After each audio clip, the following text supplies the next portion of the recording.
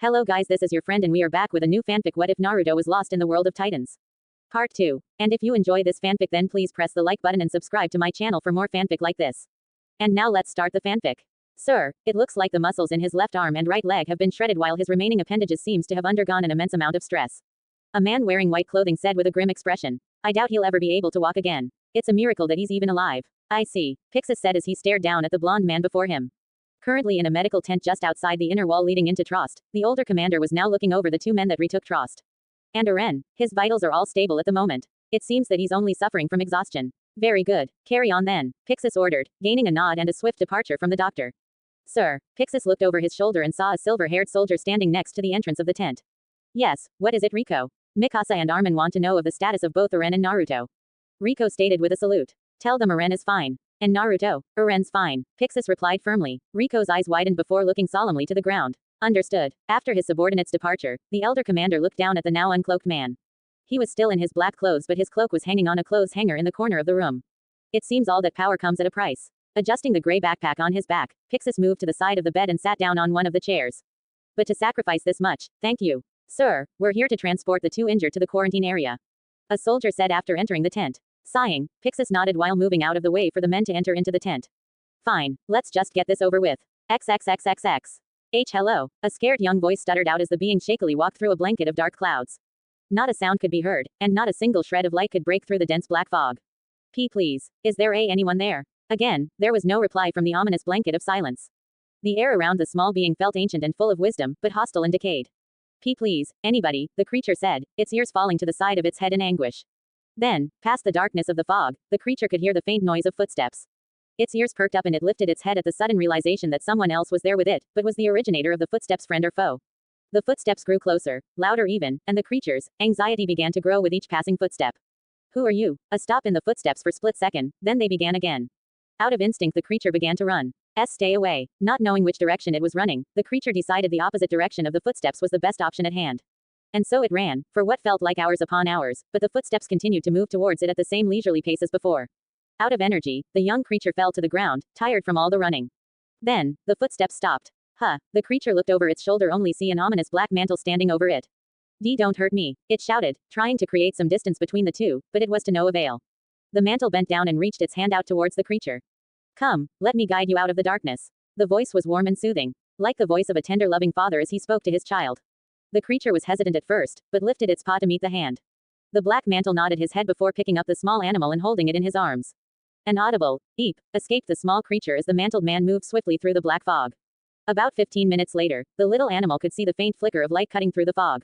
Tell me, little fox, do you have a name? The small orange fox looked up at the black mantle before looking back out at the light. Kurama, my name is Kurama, the fox said with a rather large amount of delight. You seem happy about your name. The mantle responded as the two passed the wall of black fog and into the area of light. 10 pillars could be seen sprouting up from the center of the massive room, some lit, others not, but a massive orange beam protruded up into the sky from one of the various pillars.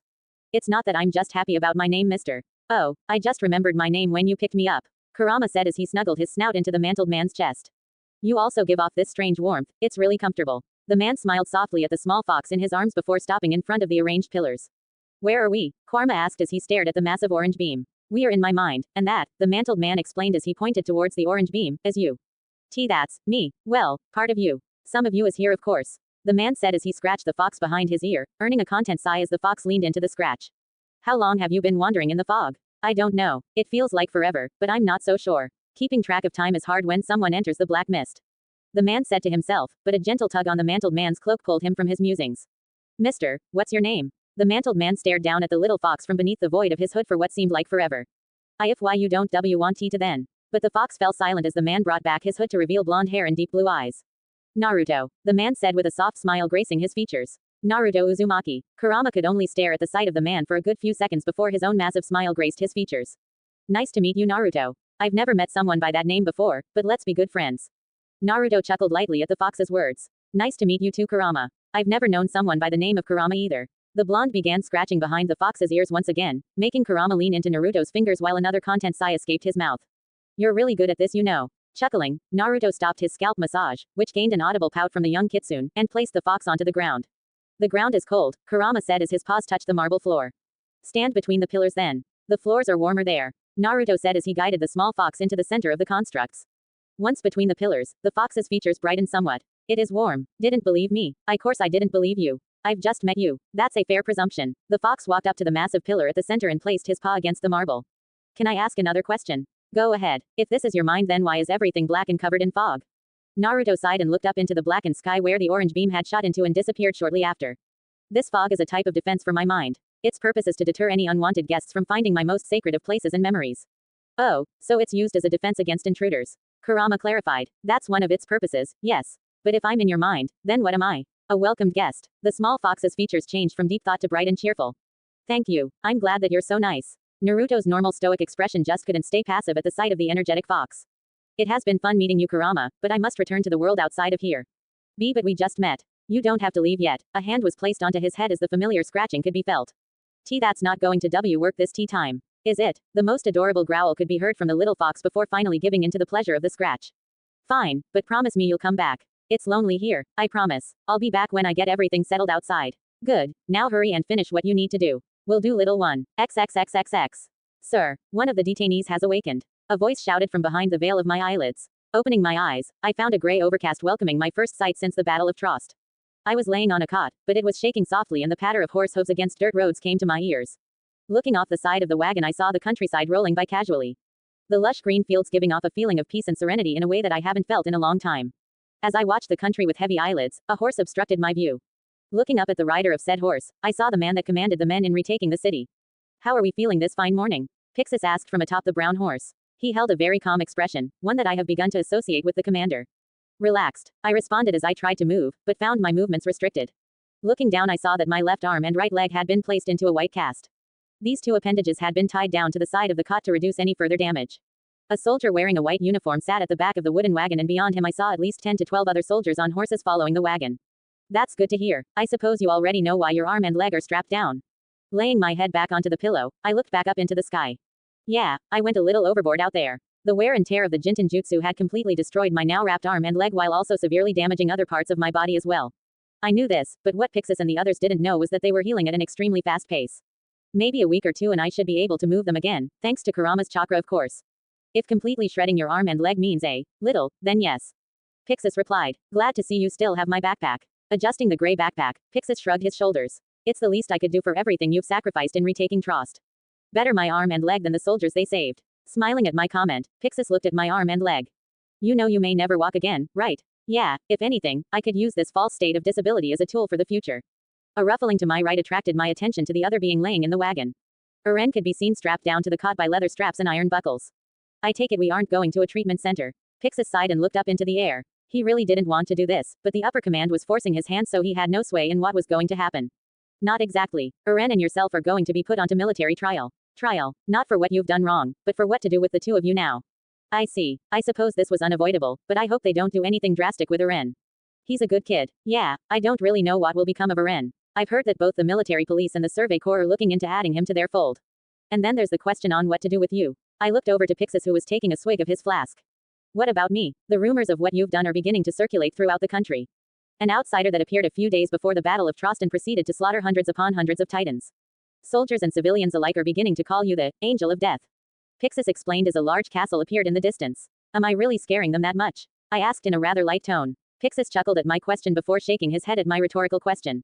You did make 2 massive craters outside the entrance of Trost. Well, you wanted me to kill titans. So, that's what I did. I did want you to kill titans, but reshaping the geography was not what I had in mind. Killing those things on a massive scale requires drastic measures. Why do you think I waited until I was outside of Trost before I began using such destructive methods to purge them from the fields? That much is true. If you were to use those techniques inside the city, then Trost would be nothing more than rubble right now. Open the gates. A soldier shouted from atop the castle walls. The sound of grinding metal could be heard as the metal doors began to open up the center of the castle. Looks like we're out of time. I'll try and see if I can get you transferred somewhere more sanitary due to your condition. Thanks, Pixis. Keep holding onto my backpack for me if you would. Sure thing. XXXXX. It took Pixis about an hour, which mostly consisted of Eren and I laying down in the back of the wagon waiting for us to be transported to our sleeping quarters, to talk to the right people and move me to a comfortable spot within the massive castle. This a pretty nice room. It's the best I could do. It seems the doctors had already advised the quartermaster that you had 2 limbs that weren't working and were under an immense amount of stress. So when I put in a good word for better sleeping conditions, the quartermaster immediately accommodated. Pixis replied as he rolled me into my room on the back of a wheelchair. It was simple with a bed, window, table, and chair. Thanks. You didn't have to do this, you know. Don't worry about it. We're going to be trying to pay you back for what you did for a long time now. Sir, if I may have a word, Rico said as she stuck her head in through the door. Of course, I'll be right out, Pixis said as Rico left the doorway. She doesn't seem very fond of me. On the contrary, she holds you very highly. I looked up at the aging commander with confusion evident in my eyes. When she learned what you sacrificed in order to retake trust, she began checking in on you almost every hour that she could spare. It's actually quite commendable, Pixis said as he rolled me up to the window. I was on the third floor and had a great view of the entrance to the castle. At that very moment, a group of men wearing green half-cloaks were entering through the gates leading into the compound. Well, I must go see what Rico wants. There's a bell hanging from your wheelchair if you need anything, Pixis commented as he hung my cloak and backpack on the wooden chair that sat underneath the table in the corner of the room. After doing such, Pixis began walking across the room towards the door. Pixis. The aged commander stopped and looked over his shoulder. Thanks, for everything. Smiling, the man nodded his head. Don't mention it. And with that he disappeared through the doorway to talk to the silver-haired woman. Then, I was alone to my thoughts. The soft breeze entered through the window and pressed against my body as if to reassure me that everything would go well, but something in my gut was telling my otherwise. Ringing the bell on the side of my wheelchair, it took only a few seconds for someone to enter the room. What do you need? The older soldier asked. He wore a red and white uniform, signifying that he was part of the medical team, and had black eyes and short orange hair. Something was off about him. I could feel it, but that was neither for here nor there. Could I get a glass of water? The soldier nodded and exited the doorway without another word, silently compliant to my words. While he was gone, I reached my arm that hadn't been shredded over and grabbed my backpack. Actually opening it was becoming annoying as I tried with one hand to unzip the top of the bag. Looking over my shoulder, and seeing nobody standing at the doorway, I tried lifting my other arm only for an immense pain to shoot through my appendage. An annoyed grunt escaped my mouth as my wrapped arm fell to the side of the wheelchair, missing the sling that was holding it in place. Preparing for the pain of the impact, I clenched my teeth, but then I felt a hand wrap itself around my cast. Looking over, I saw the same orange-haired soldier from before holding onto my arm as softly as any medical soldier could. The man guided my arm in a way that I wouldn't feel any pain before finally placing my arm back onto the contraption that was holding it before. That was quick. The orange-haired man never responded as he placed a glass of water onto the table where I could reach it. He looked down at my arm, then to the backpack that was now laying in my lap. Did you need help opening your backpack? Please, I responded as I watched the man carefully. He was about my height with orange hair that could cover his eyes, but the strangest thing is that he always held a straight face that refused to give any information. Something was off-putting about this man, but what could it be? The man opened the backpack and took a step back. Is there anything else? No, thank you. Nodding, the medic exited the room and almost immediately the air in the room became lighter. The air that I didn't know I was holding in was released. Who was that man? The way he carried himself and looked at me, it feels so familiar. Removing the man from my mind, I began going through my backpack and everything was there. My hooks, chains, equipment, and scrolls. I'll have to thank that old commander for holding on to everything for me later. I began picking up one of the large blue scrolls, but returned it when I felt a presence behind me. Your presence has been requested. It was the same man as before. By the commander-in-chief. Is it already time for my trial? No, this is a private meeting. Normally a person that is being put on trial would never be allowed to talk to the judge, or in this case the commander-in-chief. I also quickly realized that asking this man any questions would result in the bare minimum of answers, if any at all. My silence must have been enough of an answer for him to take a hold of my wheelchair and move me out into the hallway. It was a rather short ride to the office of the commander-in-chief, it only taking us 5 minutes or so, but it was done in silence. Various large windows passed by us as we traveled down the dimly lit hallway. The overcast weather outside was doing a fine job of making the castle gloomy and oppressive, but calm and comfy. The windows distorted the light in such a way that it was hard to see anything outside besides the blobs of what was supposed to be there, signifying that these windows were indeed old. Older than the windows in my room at least. We rounded the corner of the hallway to a set of large double doors, about 2 times larger than an average doorframe, made of thick oak that took the 2 soldiers standing guard a hefty grunt to pull open as we approached. The orange-haired medic pushed me into the room where I found a large office with bookshelves lining the walls, 2 open windows on either side of the room, and a solid wooden desk sitting right at the center. A large leather chair sat behind the desk, a chair made for someone official and which held a large amount of power with the kingdom.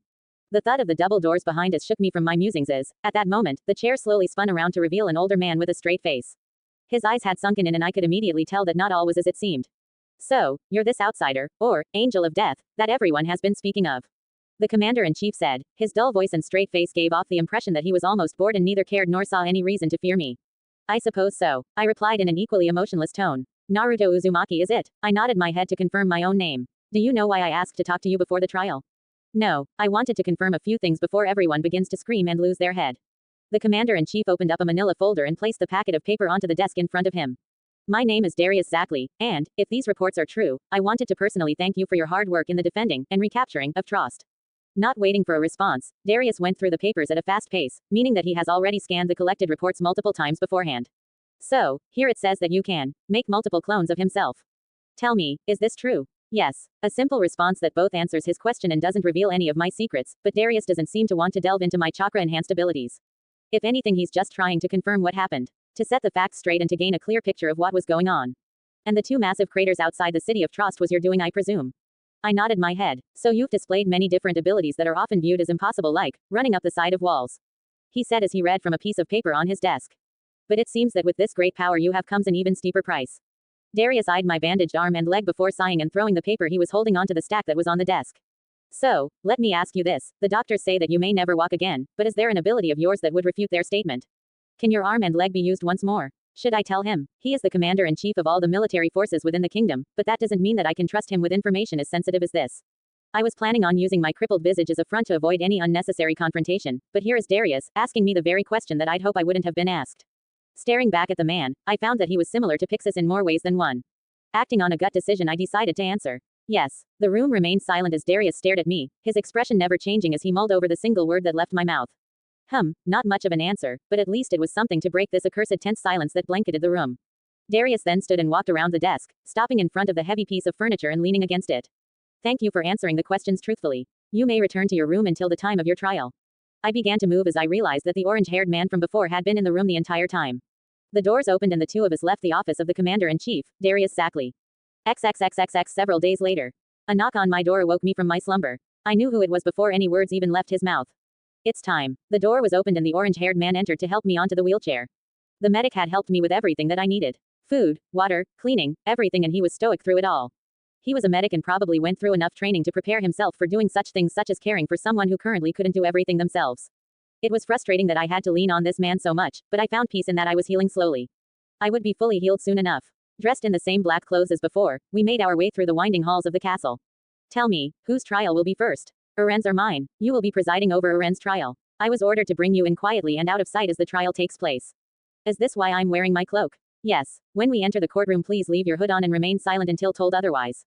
It's for the best. I nodded my head in reply. We passed a set of double doors where 4 soldiers stood, 2 holding rifles while the other 2 had green cloaks on. Their backs were turned to us and the large double doors were closing behind them as we passed by.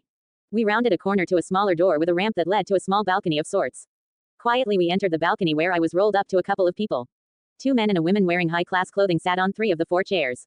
Nobles presumably. I was placed next to the empty seat where my caretaker sat. The nobles made a sideward glance at me before returning their attention to the ongoing trial. They've probably heard of the Angel of Death, but having not seen me, they passed me off as an injured noble or wealthy merchant who bought their way into the trial of the human-changing titan. Looking down onto the area, Uren kneeled at the center of the room with his hands bound behind his back by a massive metal rod which secured his cupped hands to the ground. Mikasa and Armin stood off to the side, watching as the 2 guards walked back towards the entrance of the courtroom. He was alone, and fully vulnerable to anyone that wished to do him harm. Uren was peering about the room, trying to take stock of everyone that was there. It was then that the commander of all 3 divisions took his seat above everyone present. Well then, let us begin. After affirming Uren's name and going over all the formal pleasantries that was required of him, Darius read over his papers of the mission to retake Trost with mild interest. So, we are under the common understanding that I'll choose whether you live or die along with which division you will be entrusted to if the aforementioned is followed. Is that understood? Gaining a nod from the chained soldier, Darius placed the papers down onto the table in front of him. Do you have any questions before we continue? After a few moments of thought, Uren looked up at his commander-in-chief with resolute eyes. Just one. Raising his eyebrows, Darius made a motion with one of his hands for the young man to continue. What became of Naruto? Ah, the so-called Angel of Death, as everyone has taken to calling him. Darius said, gaining mutters from the people around the room. Some of fear, and others of praise, but it seems that everyone in the room has heard the rumors of what I've done and what I could do. Why would you want to learn of him? I was by his side when we fought our way through the streets of Trost in order to close the hole in Wall Rose. I just want to know if he's okay. Uren hung his head low to cover his eyes with his hair. Darius stared at the scene empathically before sighing. I cannot disclose the current condition or location of Naruto at this current time, but I will say this. This made Uren raise his head towards the elder man. He's not dead, and should be on his way here at this very moment. Now, may we continue? Gaining a relieved sigh from the young man, he nodded his head. The trial was quite interesting. The military police wanted to dissect him while the scouting party wanted to use his power to retake Wall Maria. One side saw his existence as a threat to the political stability of the people while the other saw potential in Uren's power to regain some small amount of ground back from the Titans. Between the two, I saw the later as a more reasonable option, and judging by the look in Darius's eyes, he saw the same thing as I. It was now, however, that the situation was becoming grave. The populace was beginning to throw insults at Mikasa about whether or not she was a Titan along with Uren. Of course this wasn't at all true, but paranoia was beginning to take hold of the people. If Uren was a Titan, and he looked as human as any other, then anyone could be a Titan. From there it would become a witch hunt for anyone even suspicious of being a Titan. Just as quickly as the shouting began, a man with flat black hair smashed his foot into Eren's jaw, knocking a tooth out. I quickly noticed, by looking at the leader of the Scouting Legion, Irvin I believe his name was, that there was something else entirely going on here. While his expression was unreadable, by not even moving an inch to his soldiers' movements and allowing him free rein to do what he pleased to Eren, he gave away his intentions. I was not able to listen to the conversation that was going to take place afterwards as the orange-haired soldier began rolling me away from the balcony's edge. After we left the small room, I looked over my shoulder in question. You're about to be summoned. Prepare yourself. He rolled me up to the doors that Eren had originally entered through. The two soldiers from before stood at attention, but when they saw me a look of distress appeared on their faces. Is he? Yes, you may open the doors. The orange-haired soldier responded to the soldier that asked the question. Nodding their heads, the two men opened the door, allowing the same sight that Eren must have saw several moments beforehand. All eyes turned to me as the man rolled me slowly in. There you are. I was wondering when you were going to arrive. Darius said. Everyone looked confused at the sight of a cloaked man being rolled into the courtroom. What was he doing here and who was he? Sir, who is he? The leader of the military police asked. Mikasa and Armin almost immediately smiled when they saw me. This must have been unexpected in their eyes, but they would almost certainly frown if they saw my injuries underneath the veil of my cloak. Before I pass my final judgment, or even consider the possibility of delaying it to a later date, I wanted to hear one more report. Darius said. One more report? From whom? Irvin asked. From the person that spent the most time with him leading up to the battle, of course. Darius stated as Eren lifted his bloody face up to me. I had been rolled up next to Eren and left facing the commander-in-chief, the orange-haired soldier standing a little ways behind me. The man that had beaten Eren stood to his side, looking at me questionably. Is that you? Eren asked hopefully, blood dripping from his mouth as he did so. I remained still, unmoving at the recognition of who I was. Indeed it is. The angel of death himself. Darius said as he leaned back into his chair. The room fell silent at this sudden revelation. The man that had killed so many Titans was now before them. Just like Eren, apparently I had become something of a mystery that people both feared and loved. Just as Darius was about to speak, the room exploded into shouts and questions. Some wanted me killed on the spot while others wanted me to protect them further from the Titan threat. One even demanded me to kill Eren. Order, Darius shouted, making everyone fall silent immediately. Now, I brought him in here not to be clamored by everyone's ridiculous cries, but to answer a few questions leading up to the battle. We will be discussing what will become of him in the forthcoming trial, so hold your questions until then. Understood. The following silence was all Darius needed to continue the trial. Good, so, would you be so kind as to answer a few questions for us? Nodding my hooded head slowly, Darius turned to Pixis, who had remained silent during the majority of the trial. Pixis, you were the one who had ordered Eren Yeager here to escort the outsider around Trost before the battle began, is this true? Yes, sir, and it is to my understanding that Eren was the first to actually meet him outside the walls after he had killed 3 Titans. Yes, sir, it is true. Now is everyone here led to believe that Commander Pixis is a kind and venerable man? A man that would do anything to protect the safety of humankind? This question was aimed not at the soldiers, but at the populace of both nobles and wealthy businessmen who were in the room. Mutters of, yes, and, most definitely, filled the room along with the nodding of heads. This was just to destroy any misguided theory that Pixis may have been the mastermind behind the circumstances that panned out afterwards. Good, Naruto. I looked up at Darius from underneath the veil of my hood. While you traveled around Trost with Eren, what exactly did you do? I looked over at Mikasa and Armin, then to Eren, who was on his knees and chained to the ground.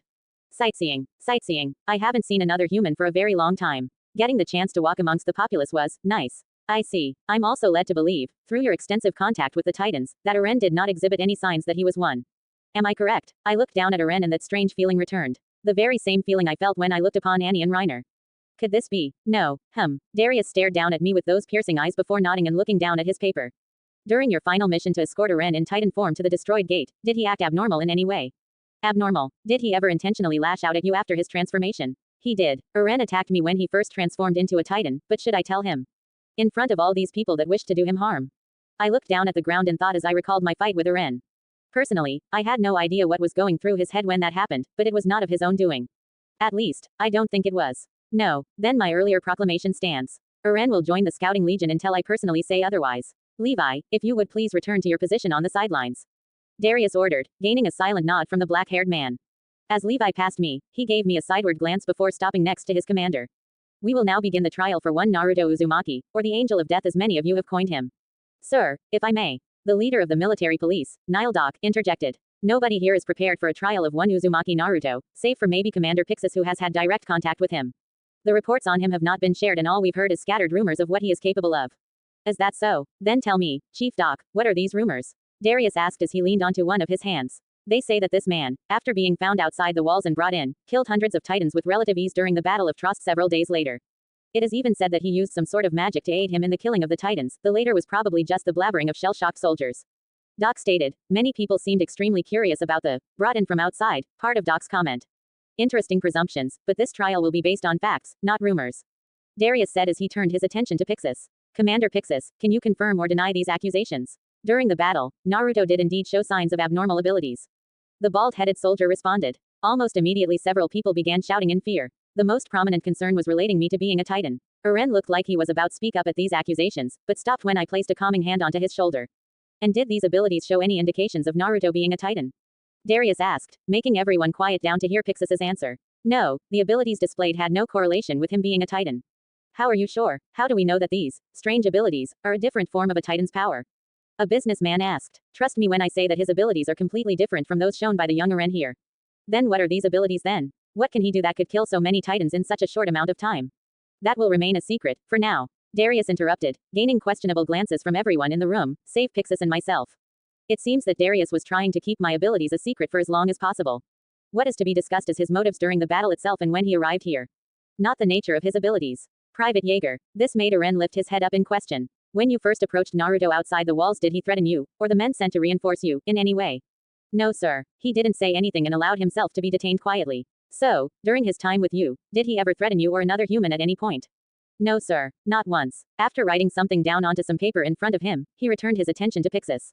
I have been led to believe that you've had an extensive talk between the two of you, is that true?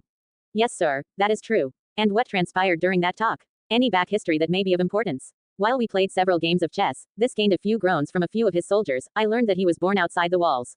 In a land far away from here. Several mutters circulated throughout the room. Can you confirm this? Darius's question was pointed to me. Just as the words left my mouth, a violent cough sprang forth from my lungs. A hand was immediately on my back to check if I was going to be okay. Knowing who it was, I quietly thanked the orange-haired soldier before he silently returned to his original post. Is he sick? Irvin asked, trace amounts of concern lingering in his voice. If I may, Commander. Armin spoke up, gaining the attention of everyone in the room. Naruto has had some lung problems as of late and it, as such, restricts his speech. Understood, then we will keep the questions short. Let me see here, Darius said as he went through the papers in front of him.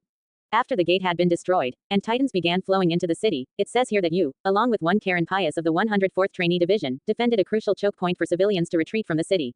Is this true? This is true, a voice from behind me said. Everyone looked over to see the man that left me in charge of the defense of the plaza.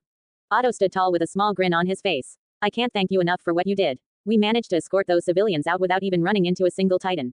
I smiled softly after hearing those words. I was wondering whether they had made it out before the gates closed. More mutters from around the room began, but stopped when Darius started talking again. After holding the titans there for as long as possible, you moved onwards to defending the city outside the walls of Trost, where you have reportedly killed hundreds in a magnificent fashion. Darius said as he read the report, most likely given by Pixis, to the room. Again, the room exploded in talks of what could have possibly happened outside the walls, and also of me actually being outside the walls.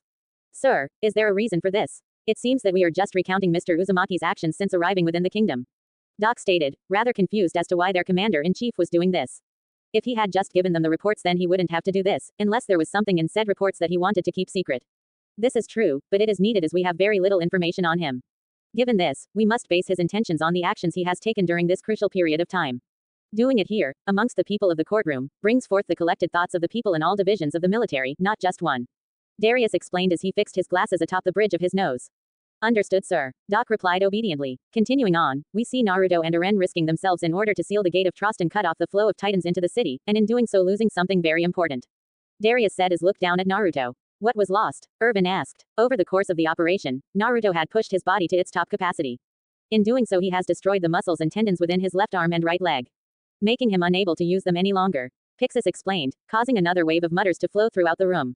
Some of the earlier people that shouted cruel things at me began to showing signs of pity. Eren had wide eyes that showed shock, sorrow, and a bit of anger.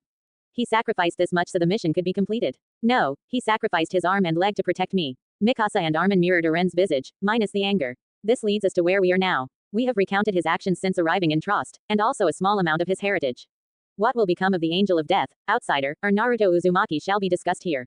Please note that he's not a member of the military and does not completely fall under my jurisdiction, so any offer of military service can be denied by the person in question. Darius stated as he leaned back into his seat. Any questions for Naruto before we begin? I have one, sir, Irvin said, gaining questioning glances from the others in his division. Darius gave him the signal to go ahead and Irvin stepped forward. You have killed hundreds of titans, correct? I nodded to his answer, confirming it within his own mind. And I am to assume that these abnormal abilities aided you in doing so. I glanced at Darius from underneath my hood to see his reaction to the question. From the get-go I could feel that Darius wanted to keep the specifics about my abilities a secret, even if he himself possibly didn't know them himself. I don't know how much information Pixis put in his report of the battle outside of Trost, which was something I needed to ask him. Darius didn't move and simply watched me, giving an air to go ahead with my answer. Yes, if this is true on both of the former questions, then is it possible to train another person in using these abilities? The question almost immediately gained the attention of everyone in the room, excluding Darius who watched on passively, but from the look on his face he had already thought of this as well. No, it is impossible to simply train someone in the usage of my abilities. My answer made Irvin frown, but he nodded nonetheless. It was a far-fetched idea, or maybe hope was a better word, but at least he tried. In truth, the ability to manipulate your chakra can be trained by the average person, but it would simply kill them as the people now don't have enough to form anything physical. A person would pull chakra to use a jutsu then die after attempting to use it. I could possibly give a portion of my chakra to them, if I could separate the Kyuubi's chakra from my own, allowing them to use of just you for a short time, but even then the average person's body would fight against the sudden intake of chakra. To permanently increase the width of an average person's chakra coils is a long and draining process. A process that I did not know how to do reliably without hurting the person permanently. Understood. Thank you for sharing, Irvin said as he took a step back next to Levi. My answer wasn't completely a lie as it truly is impossible to simply teach a soldier how to use their chakra, but looking at Irvin, and even Darius and Pixis, they knew that there was more to it than just that. Keeping silent on the topic for now was their best course of action at the moment. Is there anything else? Darius asked. When nobody spoke up, Darius turned to Doc with a questioning glance. What do you believe should be done with the one in question? If what you say is true, and without knowing any more information on Naruto Uzumaki, I believe it is just to allow him to be set free and live out the rest of his life in solitude within Walsina. Doc said. He has sacrificed much in the defense of Trost, even though he was given every opportunity to leave the front lines, and should be treated with respect for doing so. So you say that he is free to live the rest of his life within Walsina? Yes, sir. If he can no longer provide anything to the cause, then I believe that this is correct decision. Irvin's and Pixis's eyes narrowed slightly at the suggestion, but kept quiet. Darius thought over the prospect before turning to Irvin. And what of the Scouting Legion? What is their suggestion? I say that an extensive questioning process must be done before his release. Afterwards he may do what he wishes. A questioning process. What would the information that you wish to gain that cannot be discussed here? I wish to ask him of his experiences outside the walls and with the Titans themselves. If he has lived outside the walls since his birth, as we are led to believe, then he must have something that may be of use. Irvin stated. Are you okay? Eren whispered, concern filling his voice. Don't worry about me. I'll be fine, I replied in a hushed tone as I patted his shoulder. It seems that the discussion doesn't involve my death. A valid suggestion, Darius commented as his attention turned to Pixis. Then what would your suggestion be then, Pixis? All eyes turned to the bald-headed man who stayed quiet for the majority of the trial. Did Pixis even wish to join in on the trial? He seemed to back away from wanting to argue over Eren, but would he feel different about the Angel of Death? I have two suggestions, Pixis stated, surprising the other commanders. So he was interested after all. The first being he be allowed to be free to go where he pleases as an honorable guest to the kingdom. This gained nods from everyone that knew him, including many of the businessmen that were in the room. My final suggestion is more of a proposition. Is that so? And what would that be? Darius asked. I wish to extend an invitation to Naruto Uzumaki for the position of becoming my personal advisor. You wish to ask a cripple to become your advisor? Doc asked, acting rather confused by the proposition, but in his mind he thought he knew why Pixis wanted the Angel of Death under his wing. Indeed I do. He has shown much in the way of military tactics on the battlefield, and he can even play chess with me toe-to-toe. Let me remind you that by offering him a seat within the garrison that Naruto has every right to decline your invitation. Irvin said. I'm well aware, but he doesn't need to become a part of the military to become my advisor. Pixis said with the same calm tone he always had about his visage. It seems that the other commanders were going to wait until after the trial to ask him to join their divisions. The commander of the southern garrison forces looked to Naruto with a soft smile. If he so wishes we can simply travel together until he feels comfortable moving on his own. I smiled back at the man before looking back up at the commander-in-chief, who was mulling over everything he had just heard. I believe I've come to a decision. Darius stated. Naruto shall be. If I may commander, I believe that the military should not hold the power over a crippled man simply because he helped in a military conflict. A man said from the side. All eyes turned to see a tall man with nice dark green clothes and a symbol of a snake on his chest. He had light blonde hair and dark green eyes, but his physique was thin and lanky. He almost looked sick or worn. Noble Leonard Gradle, is it? What would a noble from the civilian council, and representative of House Gradle, want to address? Darius asked. He was clearly agitated by the interruption, but kept his annoyance silent for the time being. I feel that the ultimate decision for the outcome of one Naruto Uzumaki should not be decided here, but in the noble council in the capital. Sir Uzumaki is not a part of the military, and as such, this trial should never have begun without the consultation of the nobles and the civilian council. Leonard stated as he walked into the center of the courtroom. While normally that would be the case, Naruto here was a key part of a major military battle that decided the fate of Wall Rose. As such we found it fit to try him under military jurisdiction. Darius explained. He has also shown abnormal abilities that will remain secret until further notice. Even still, just because a person has helped the military in some way does not give the armed forces the right to hold the person in question under a military trial. Leonard said, standing upright like a person from a noble background would. Darius stared down Gradle with an impassive gaze until finally sighing. Taking off his glasses and rubbing his eyes, the older commander looked to his division leaders to see their expressions on this sudden issue. Doc looked impassive about the situation, while Irvin and Pixis looked rather annoyed by this sudden intrusion. Then what will you have us do then? Darius found no room to wiggle on the situation. Yes, a person could be tried and sentenced under a military trial if the person in question has committed a crime that directly involved the military, but Naruto has done everything but commit a crime. If anything, he helped save humanity from the Titan threat, at least for the time being.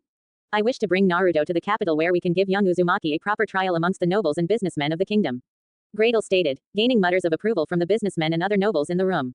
Darius frowned, but nodded his head in quiet resentment. On one condition, and that would be, that he be escorted by a personal guard at all times. Of course, I was personally planning to. A personal guard of my choosing. Surely you can't believe that I'd accept such a claim. This is my only condition and you will accept it. Darius said in a deadly tone. Leonard frowned before nodding his head. I suppose it is only fair that we allow you, at the very least, that much. Then the trial for one Naruto Uzumaki will be continued in the civilian court at later date. This court has been adjourned. Darius said. Just as he said this, two soldiers walked up behind Eren and unlocked the metal bar that bounded him to the ground. The two men lifted him up, but as they did this, Eren gave me a look of concern.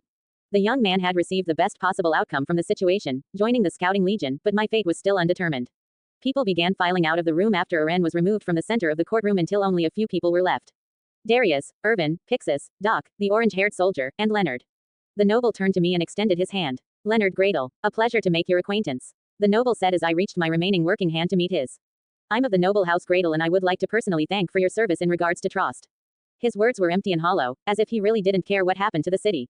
I nodded my head in response before the man turned to Pixis. I would also like to extend this thanks to you as well, Commander Pixis. You did a fantastic job in retaking the city. Just doing my job, Pixis stated. Indeed you are. I presume you're going to preside over the civilian court case for one Naruto Uzumaki. Why would I? You heard everything that I had to say here. Could you not simply get a copy of the trial from the scribe? I could, but reading from a piece of paper does not have the same impact as personal inquiry directly from the mouth. Before I give my response, I must ask, what is Naruto's trial going to be held for that could not be settled here? I do not know the exact details, as I'm simply here to secure Uzumaki's presence before the civilian council. If you wish to know more, then I suggest going to capital and presiding over the trial taking place there. It is your decision if wish to come, as I'm sure that you have a lot to work in regards to Trost. Leonard then bowed deeply to the men in the room before turning towards the door. If that is all, then I shall take my leave. Doc, if you would please come with me. There is a matter that needs to be discussed privately. With Doc and Leonard gone, Darius let out a long-winded sigh. Always complicated, those nobles. I had hoped we could have finished the trial before someone from one of the major house arrived. They always seem to give me headache whenever they're around. Pixis remarked. On regards to Uzumaki's escort, Irvin started. Ah yes, I would like at least one person from each of your branches to be a part of his escort. Would you like to give any suggestions? Darius asked to the two commanding officers. Suggestions. Pixis went into thought before grinning and looking at the door that everyone had filed out of. How about Riko Brzezinska, the leader of your 1st Division Elite Forces? She's certainly qualified, but she verbally spoke out against Private Jaeger. Does she hold anything against Naruto? I don't think so. If anything, she holds respect, if not a little fear. If I saw what I did out there for the first time without knowing how it was done, then I'd hold some amount of fear as well. I stated. Fair enough. Riko will be the escort from the garrison then. Irvin, Darius said. I will get back to you on that. Let me confirm with the troops to see who's the best suited to the mission. Irvin responded. Tell me who it is before they leave for Walsina. Jace. Darius said. The orange-haired soldier now known as Jace stood at attention. You will represent my personal guard. Don't let anything happen to Naruto. Sir, sending one of your personal guard along? Pixis asked with a light tone. Just to be sure, what about the military police? Irvin questioned. They will be taking up the bulk of his guard when he reaches Walsina, so their presence won't be required until later. Darius walked up to me and extended a hand. Don't let the nobles and their politics get to you. If there's anything I hate more than Titans, it's politics. I responded as I took his hand in a firm handshake. Darius smiled softly at my words before turning towards the door at the back of the room and leaving without another word. I'll let you know when I've made my decision. Since you are a part of the honor guard, I'm going to presume you will relay this to information to the commander when it becomes available. Irvin said to Jace, who nodded in response. Good, it has been a pleasure, Naruto Uzumaki. Maybe we'll work together one day if you ever decide to join the military. Shaking his hand, Irvin left. Looking over my shoulder, I saw Jace standing quietly behind me. So, Jace was it? He nodded his head, never showing any emotion. I will continue my original mission in watching over you, only now I'm assigned to you beyond the walls of this castle. Jace stated. Pixis then coughed, gaining my attention. Well, we've got some time on our hands. Want to play a couple of rounds of chess before I have to leave tonight? Pixis said with a smile. I would like that. I responded with a grin. He truly is competitive when it comes to chess. XXXXX. The following morning I was informed that we'd be departing for the capital within the hour. Now here I sat, in the back of a covered wagon with Jace leaning against the opening in the back. my gray backpack sitting at my side as I looked out back to see a gray-haired woman walking towards us. Jace nodded to her as she jumped up into the carriage and sitting down across from me with a brown bag on her back. Ms. Brzezinska, I said. I hate it when people are so formal. Rico responded as she placed the bag onto the ground. Rico then. Whatever, I still don't fully trust you yet. Yes, you assisted in retaking Trost, but your power is a cause for concern. Understandable. I'd be concerned if I were you as well. Rico's eyes widened a bit before nodding her head. In any case, I never got the chance to say thanks for what you did. You sacrificed an arm and a leg, literally, to retake Trost. This is much less than what others have sacrificed. It's only fair on my part. Yeah, I guess so. Rico said as she looked down to the floor of the carriage. Catching something from the corner of my eye, I saw another soldier approaching the back of the carriage. She jumped up into the carriage and looked down onto us. Just so you know, I'd rather be with my team right now than on this stupid escort assignment. The woman stated with annoyance clear in her voice. I furrowed a brow at this. She sighed and plopped down next to me after placing her bag onto the bench. My name is Petra Rawl and I'm a part of the Special Operations Squadron of the Scouting Legion. The carriage then began to move with Jace at the helm. Two large horses began pulling the wooden construct along and out of the gate heading north. Orders are orders, I suppose. I said softly. Yeah, and while I don't always agree with them, I've got to follow them regardless. Petra said as she looked to Rico then smiled. How are you doing, Rico? It's been a while since I've seen you. I'm doing well, just a lot going on. The initial attack on Trost must have been rough. We arrived after the major operations had been completed. You've got no idea, Rico said as she looked over to me. Without Eren and Naruto, Trost would have surely been lost. I heard of how Eren closed the gate by turning into a titan then carrying a giant boulder over to it. I even saw the massive thing. But what exactly did you do, Naruto? Petra asked. Just killed a few titans is all. I was there during the trial and the word, abnormal, was used to describe what you did. How many titans did you kill with this, abnormal, ability? How many titans have you and your special operations squad killed? Rico asked, an extremely serious expression on her face. Around 200 I'd say. Well, Naruto killed about the same, if not more, than that. Rico looked over to me and frowned. I don't know the exact details of what happened, but Pixis said that he has seen nothing like this before. You know that I can't believe that. Even if Pixis said it, a single man killing hundreds. I know it's hard to believe, but I saw the aftermath of what he's capable of. Albeit now he won't be able to perform these, abnormal, abilities anymore. I heard of your condition, and I'm sorry for what you sacrificed in order to defend Trost. Petra then looked to Rico with a questioning look. Do we have a report on what he's done? Is there anyone that has actually seen him in action? Besides Pixis and myself, there are 3 others that have experienced, or seen to some extent, what he's capable of. As to the reports, Darius is keeping them locked up and the soldiers kept quiet, I presume. That's the only thing I can think of. I'm just curious as to how the rumors began. Whatever the case may be, I still don't believe that he's killed so many titans, without the use of 3D maneuver gear. You two know I'm sitting right here, right? I said. It was getting kind of annoying how they were speaking as if I wasn't there at all. Petra jumped a bit when the words left my mouth. Oh, sorry about that. It's just I smiled at how Petra was stumbling on her words as Rico nudged my arm lightly. Stop her before she has a heart attack, Rico said with a smile. Relax, Petra. I know it's hard to believe, but just discount the rumors for now. Yes, I helped in defending Trost, and yes, I killed many titans, but everything else. I leaned back against the side of the carriage and looked up at the top of carriage and thought. This whole, Angel of Death, label I've been given, and these abnormal abilities that people have been muttering about, are only rumors of a people that want to believe that there's another force out there that can fight back against the titans other than Eren. You can believe them if you want, that's not for me to decide, but just don't discredit Pixis and his words so often. Rico frowned when she heard me say this. Obviously she knew that there was something more going on with me than what I was letting on, but keeping the specifics of my chakra-enhanced abilities a secret is best, for now. Petra stared at me for a few seconds as I tried my best to ignore her stares by keeping my line of sight stuck to the top of the cloth overhang, the steady pace of the wagon making us wobble every so often. Pixis had said that he saw abnormal abilities in the courtroom, and here I was, discounting them completely.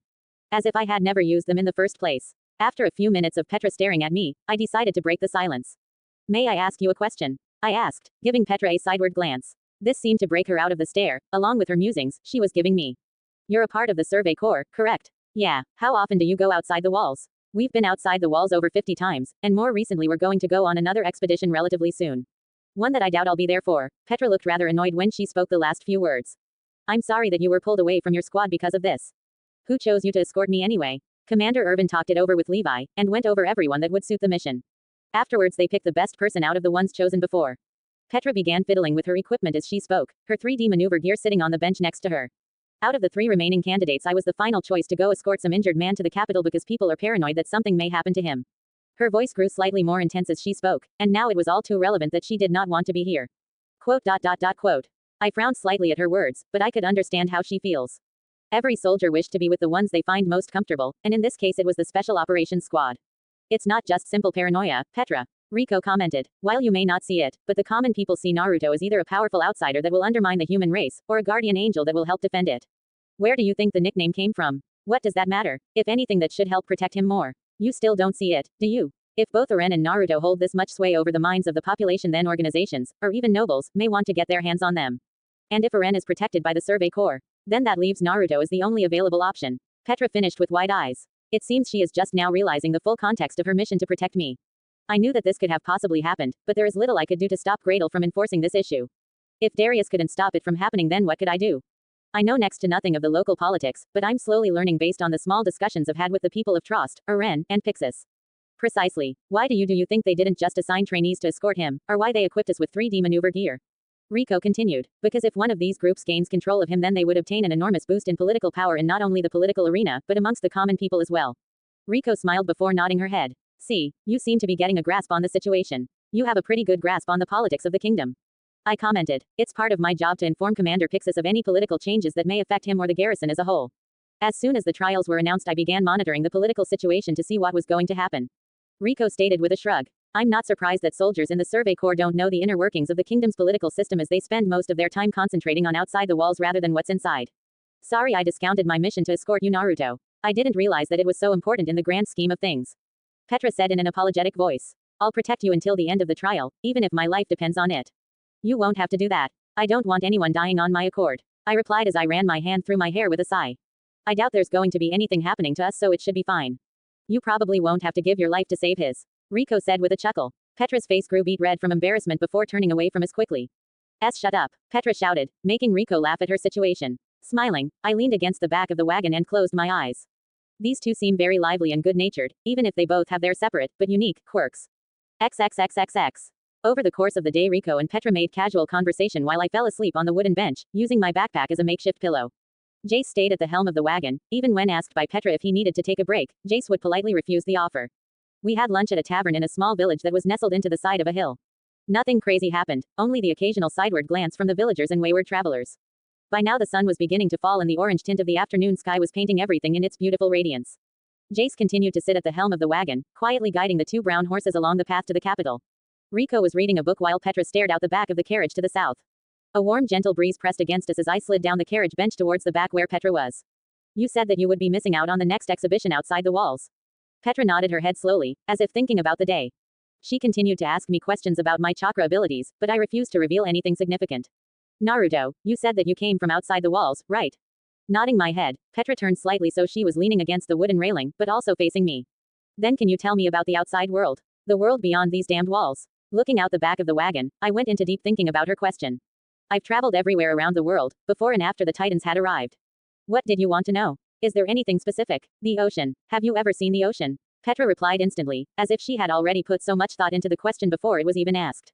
I smiled at the request as I closed my eyes to picture the last ocean I visited. Yes, the vast body of water that expands out as far as the eye can see. The soft white sand that hugs your feet as you walked along the boundary between earth and water. Every now and again I can remember seeing a dolphin or fish jump up from the shimmering liquid, blissfully unaware of any and all troubles that may be going on around them. Petra was staring intently at me as I talked about the wonderful place of peace and quiet. Rico had stopped reading her book, and even Jace was giving me a sideward glance of interest. If I had to sum up the ocean in one word, it would be tranquil. Petra stared at me for a long time before finally finding the words to speak. That sounds wonderful. It is. The ocean was one of my favorite places to go to when I had the time. It always calmed me in ways no other place could. It must be nice to be able to actually see the ocean. We've only got old books and documents of the place where man used to take to the seas on boats. Rico commented. I suppose now it is a privilege to go there, but it's a shame. Being so close to the ocean and all. So close. What do you mean? Petra asked, both confusion and excitement in her voice. About 250 kilometers west of Wall Maria there is a sea that has an outlet to a large ocean. It's beautiful. I wish I could see an ocean like that, Petra said with a sigh of disappointment. Let's just focus on retaking Wall Maria. Then we can talk about oceans, okay? Rico stated as she began reading her book again. Right, one step at a time, Petra said as she looked back out the rear of the wagon, disappointment still in her voice. I frowned at Rico's words, but she was right. Getting someone's hopes up too early would only spell doom for their morale if it was crushed. We'll make camp here for the night. We can make the rest of the trip in the morning, Jace said from the front of the wagon. We were on the edge of a forest that had large trees jutting up towards the sky. On the opposite side of our position sat a flat valley with rows of assorted crops gently blowing in the hot summer breeze. The sun was setting and the moon could be seen high in the sky, as if eager to take the sun's place. Guess I'll get a fire going. You bought everything we needed for dinner, right, Jace? Petra asked as she jumped out of the wagon. The honor guard nodded as he helped me onto a wheelchair that he had unfolded. Are they in the sack? I think so. I'll take care of preparing the food if you two want to gather firewood.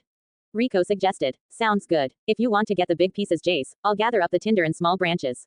Petra said. Jace nodded and left the clearing without another word. Man, that guy is weird. Hardly ever says anything. We're all kind of weird in our own way. I said with a shrug. In any case, I kind of like the quiet understanding we share. Whatever, I'll be back here in a few.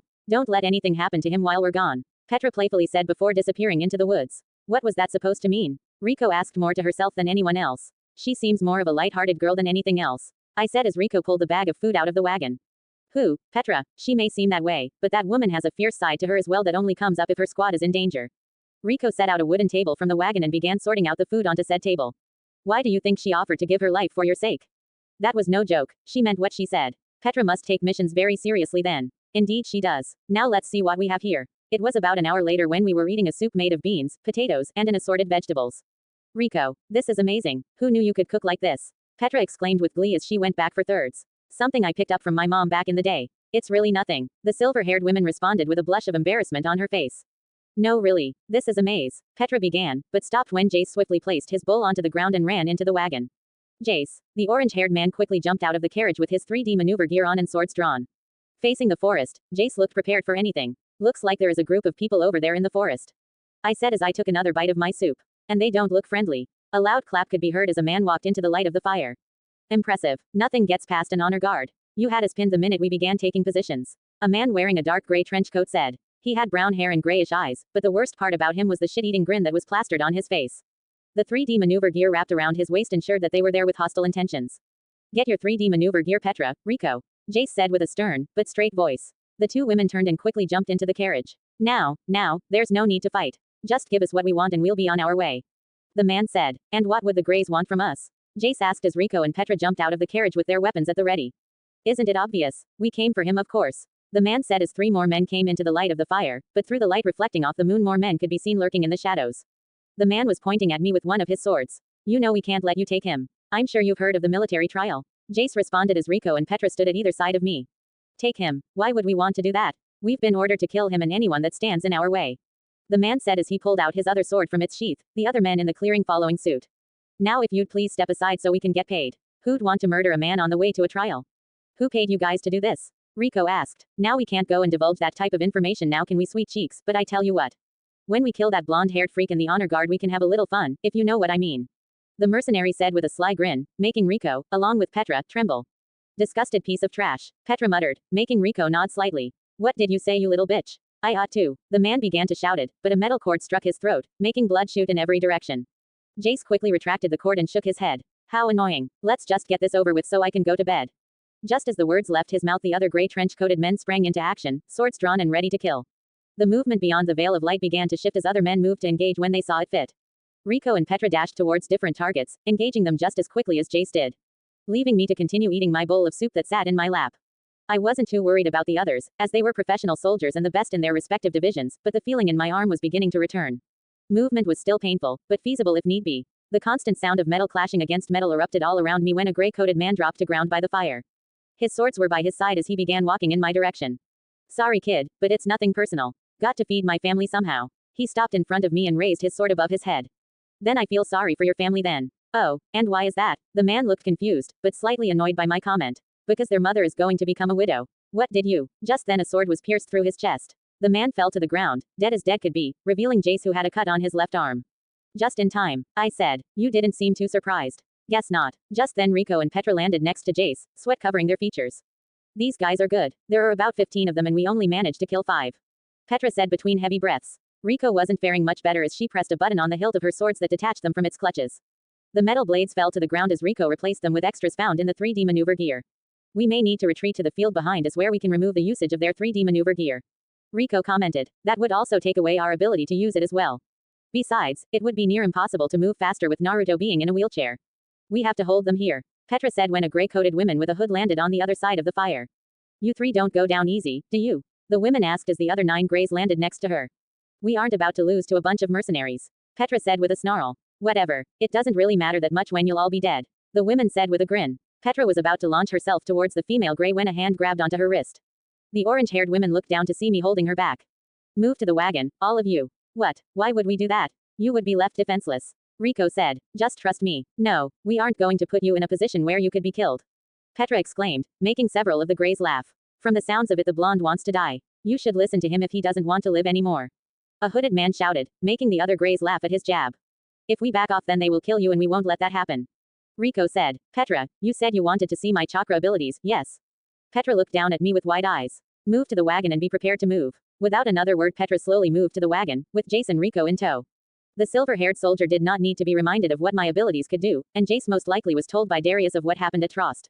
Once they were a safe distance away, the Greys began walking towards me, unaware of what I told the others in our whispered conversation.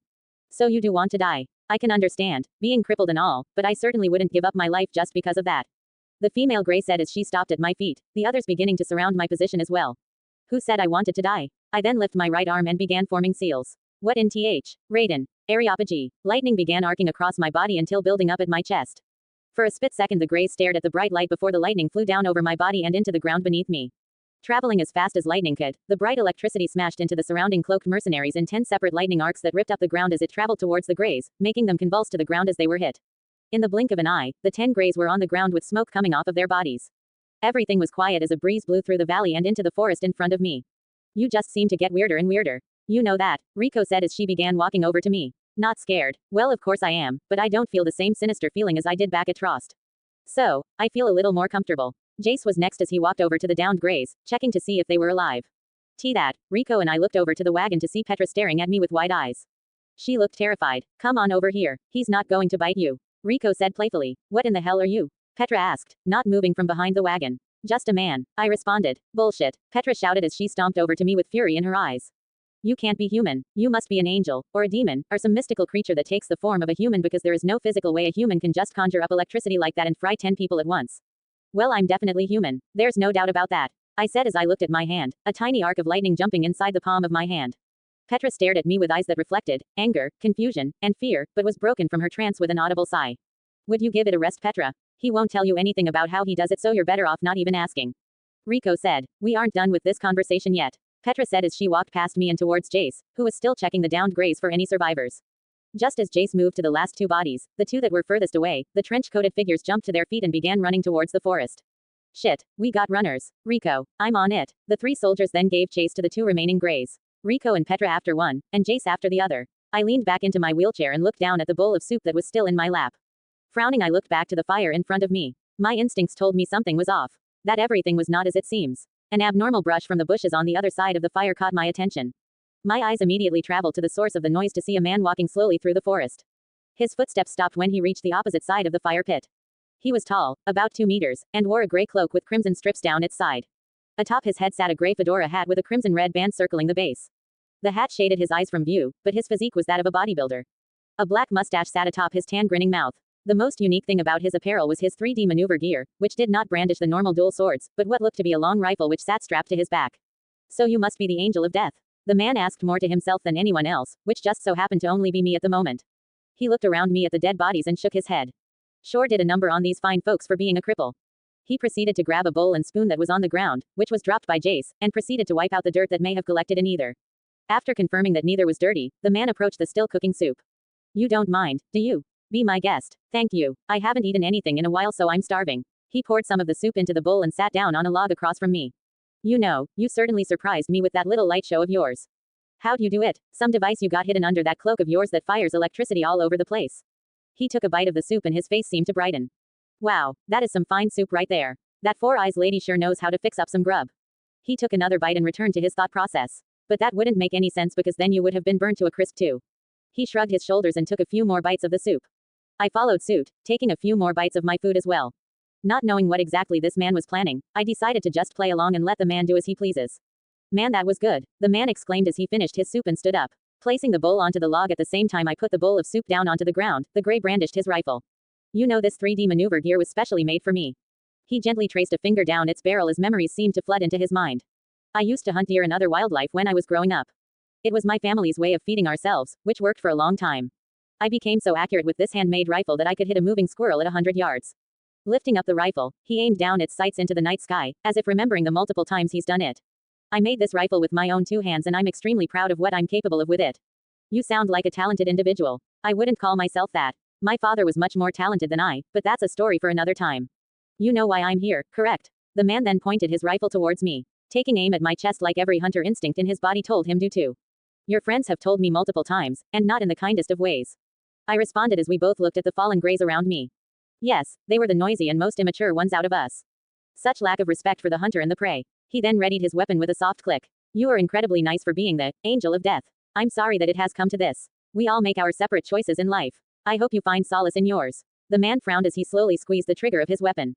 And you, yours. And with those final words, a loud crack of a rifle radiated out across the valley and forest beyond. XXXXX. Anne, sorry for the late update, but I swear I've got a good excuse. I've finally graduated. Yay. 3. I graduated at the end of April and officially have my bachelor degree. But this does not explain why I haven't updated during the month of May, and I'll tell you why. I was in Asia for the entire month, touring China and South Korea. So that's it. Sorry for the long durations between chapters, but I'll try and update more often because I'm having a blast writing this story. With all that said, I've got a question for any of you who wish to answer. Do you all like to read long chapters? Or short chapters? Long chapters, obviously, take longer to write, but I feel like I get to flow with my thoughts more easily. Short chapters would come more frequently, but my thoughts would be broken up into several chapters and not flow as well. The only reason why I bring this up is because I hate making you all wait and I want to give you the best reading experience possible. In any case, I love you all and thank you so much for your patience. P.S. Edit. A few of you pointed out a glaring mistake that I somehow overlooked. Trail has been replaced with trial. Thanks so much everyone. Petra and Rico continued to chase after the gray as she shot through the dark forest. The only light coming from the moon above as finally Petra managed to find an angle in which to strike. You're not getting away, Petra shouted as she swung her swords at the mercenary. The gray barely managed to dodge the attack, but the blades succeeded in slicing through the cables that connected to the 3D maneuver gear. Shit, the gray exclaimed as she fell to the ground, tumbling on impact until finally coming to an abrupt end thanks to a rather thick bush. Rico was seen flying towards the female gray, but stopped when her opponent brought up her swords in an attempt to spear her when she approached. Rico slid past the mercenary, coming to a stop just as Petra landed next to her. There's no use running now, criminal. Surrender and you won't be hurt, Rico stated with an air of authority. The women began to laugh at Rico's words as said gray stood up from the bush she had fallen into. The hood that had adorned her head fell off on impact. Surrender. Don't make me laugh. You, of all people, should know that's impossible, the woman said, brandishing her swords as the words left her mouth.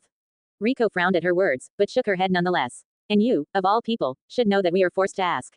Rico responded. My name is Samantha Apt and I was second in command of this squad. I won't be so easy to take down, Samantha said with a grin. She had blonde hair with milk chocolate eyes and was about the same height as Petra. Her demeanor was that of complete confidence, or maybe cockiness. There's 2 of us and only one of you. Just surrender before you get hurt, Petra said, trying to reason with the mercenary. That only makes it more interesting, Samantha exclaimed as she dashed towards the 2 soldiers. Rico jumped to the side while Petra engaged the gray. Samantha brought down her sword onto her opponent, but this was blocked by a blade of Petra's.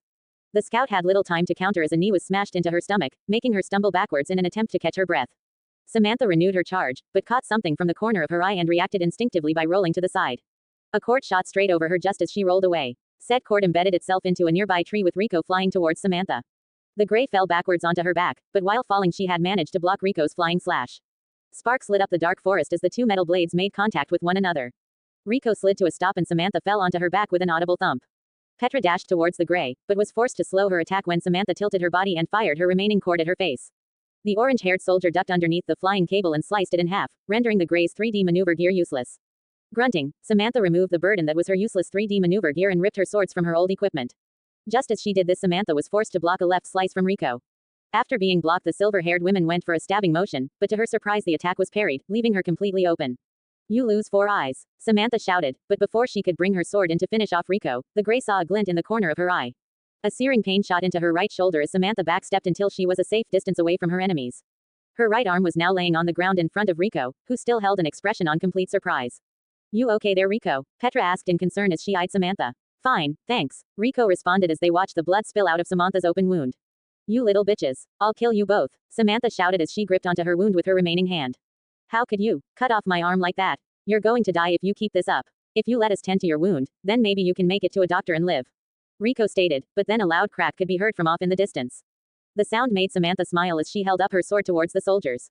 Then I'll take one of you with me. The gray then charged towards them as fast as she could. Samantha brought down her sword onto Rico, but it was easily parried by the silver-haired woman and followed up by a deadly stab to the chest by Petra. The blonde looked down at her wound with wide eyes before grinning at her fatal wound. Looks like that's it then. Petra removed her sword and let Samantha fall to the ground, blood coming out of her wounds and mouth. It didn't have to end this way, Petra said as she sheathed her swords along with Rico. Ah, but it did. Samantha said as she coughed up some blood. I played my role to the letter. What do you mean? What role did you play? Rico asked, confusion evident on both of the soldiers' faces. You two really have no idea, do you? I guess he really is good at hiding than he proclaimed himself to be. More blood coming out of her mouth as she spoke. Hiding. There was only two left when we left Rico began to say, but her eyes widened as she began to think. What is it, Rico? What's wrong? Petra asked, panic starting to build up in her mind. Looks like your friend gets it. Samantha said with a smile. Like I said before, I played my part perfectly, and with that Samantha app died in a pool of her own blood. What was she talking about? Rico, Petra asked. We need to get back to the campsite, now. Rico said with a grim expression as she shot her cords into the nearest tree limb. Wait, what about? Petra said, but Rico had already slung herself in the direction of their camp. Without another word, Petra followed her comrade through the dark forest, panic and concern filling her mind. XXXXX. I looked at the smoking barrel in front of me, then over my shoulder at where the bullet had traveled and saw a hole in the wagon behind me. He clearly missed on purpose, but was he aiming at something else? You know, I was thinking about what my boss had done told me and now I'm not so sure. The man scratched the back of his neck as he loaded another round into his rifle. You see, the people that paid us to kill you weren't the nicest of folks, but they offered us 70% of the pay up front. And let me tell ya, it was a lot of money. Now, historically speaking, our little band of people never really got along them in the first place, so the boss gave me orders to have a chat with the angel of death. And why would your boss want us to have a chat? I asked as I watched the man reload his gun. Because he wants to see if you're the devil that our contractors made you out to be, but from what I can tell you're just another fella that wants to kill titans. Nobody can really knock you for that now, can they? He had finished reloading his weapon, but was holding in a more relaxed position. Besides, it looks like you can still handle yourself just fine like you are now. Why would that change anything? By now I was confused as to why he had fired his rifle in the first place if he was going to miss on purpose. Surely he knew that by firing his rifle, he would alert the others to what happened, unless he wanted them to return. The gray in front of me wasn't stupid, that much was certain, so what was his game? Since we've already got the money from them, the boss figured by leaving you alive you would cause some problems for the fine gentleman that hired us. The man then shrugged his shoulders as a thought ran through his head. Although I've got no idea why they'd want you killed to begin with. And this all hinged on our little talk. Yup, you seem like a nice enough fella. So maybe you could answer a few questions for me if y'all wouldn't mind. He ended his comment with a smile. I frowned a bit, but nodded my hooded head to his words. Great, now we don't got much time since I fired my first bullet. He then slung his rifle over his shoulder so he didn't need to hold it. What were you planning on doing after the trial in the capital? What could I do? I'm a cripple, so probably find a nice little place and live there for the remainder of my years. I replied as I motioned to my immobile limbs. Sounds boring, but coming from you I suppose it'd make sense. The man tapped his chin as he thought of something else, almost like he had a list in his mind of which questions to ask. What's your thoughts on the policies here? Don't really have any. The only thing I had time to think about was the attack on Trost, but, I said, my expression becoming slightly more serious. I've never been a huge fan of politics. No matter where they're from. The man smiled as he nodded his head at my answer. Good answer. Welp, I think that's all I'll need. Your guard should be here any minute now so I should scram before they do. He then stood and stretched. So, decided against killing me? I asked, a small amount of confusion in my voice. Yeah, I think you'll be more of a headache for the fellas that hired us than the 30% that we were promised for killin', yeah. Have a good evening and don't worry about the people you and your guard killed. Never really liked them all that much anyway. The man said as he turned and began walking back towards the forest. If you don't mind, what's your name? I asked, but the man just waved over his shoulder and chuckled. Maybe another time, Angel Boy. See you around. But the man stopped just before passing over the crest between the darkness of the night and the soft glow of the fire. Not all is as it appears. Don't let anyone fool you into thinking this place is perfect, cause it's not. And with that he disappeared into the darkness of the forest, his footsteps almost immediately becoming silent. What a strange group. I looked down at the fire with the pot of food still hanging over the now small flame. But who would want to hire them to kill me? Obviously the Greys aren't on good terms with them, but to offer 70% of the pay up front.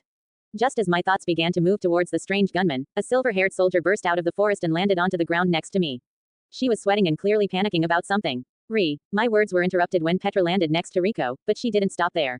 Running up to me, the orange-haired soldier checked my person for any signs of harm. Are you okay? Is there something wrong? Petra asked quickly while Rico looked me in the eye. We heard a gunshot a while back and feared the worst. Is everything okay? Rico looked around for any disturbances. When you three left, another Gray came out of the shadows and approached me. I started looking over to where he had used the bowl and spoon to eat. There was another Gray, Petra said, shocked that they had missed one. Yeah, and he was dressed differently than the others as well. Did he have a crimson strips running down his gray trench coat? Rico asked. How did you know? I questioned with a suspicious glance. We've been fighting the Greys for some time now. Between the military police and the garrison, we've lost many troops to their activities within Walrose and they've only increased over the last couple of years. Rico said as she began dragging the bodies of those around me into field behind us. What exactly have they been doing that would cause so many casualties? I asked as I kept looking at Petra, who continued to check me over for any injuries. They're one of the only groups that take jobs that would put them into direct conflict with the military. Assassination, abduction, stealing of military hardware, the list goes on. Rico stated. But they're only the middleman, right? Somebody has to recruit them if. Petra, would you please stop? I said as she was mere inches away from my face. Are you sure that you're okay? Yes, I'm sure. So could you. Because we missed one and left you defenseless. You could have been captured, or worse. Petra said, concern still covering her face. I sighed and smiled softly at Petra's concern. She really did take every mission seriously. Thank you, Petra. You truly are a good person, but I'm okay. He didn't harm me in any way, I said as I placed a hand onto her shoulder. She smiled and nodded her head at my statement, seemingly satisfied with my answer. So then, he didn't harm you at all. What did you two talk about? Rico asked, but her question was broken off when someone landed on the other side of the fire pit. Petra stood in between me and the new arrival, but relaxed when she saw who it was. Everything okay? Rico asked as she took her hand off the hilt of her sword. Jace nodded his head at the question and looked over at me, concern in his eyes. I'm fine. No harm done, I stated. Good. Let me help you, Jace said as he went to help Rico remove the bodies from the clearing. Was the other gray troublesome? Kind of, but we took care of it. From the sounds of it, one of the higher-ranked officers managed to slip past though. Rico said, pulling up another body. Jace wasn't shocked to hear this, or at least he didn't show it. Not surprising. Those guys are some of the best in the Greys. Still, Jace bit his lower lip in frustration. We're just lucky that whoever it was changed their mind. Yeah, lucky, Petra replied solemnly before looking over to me.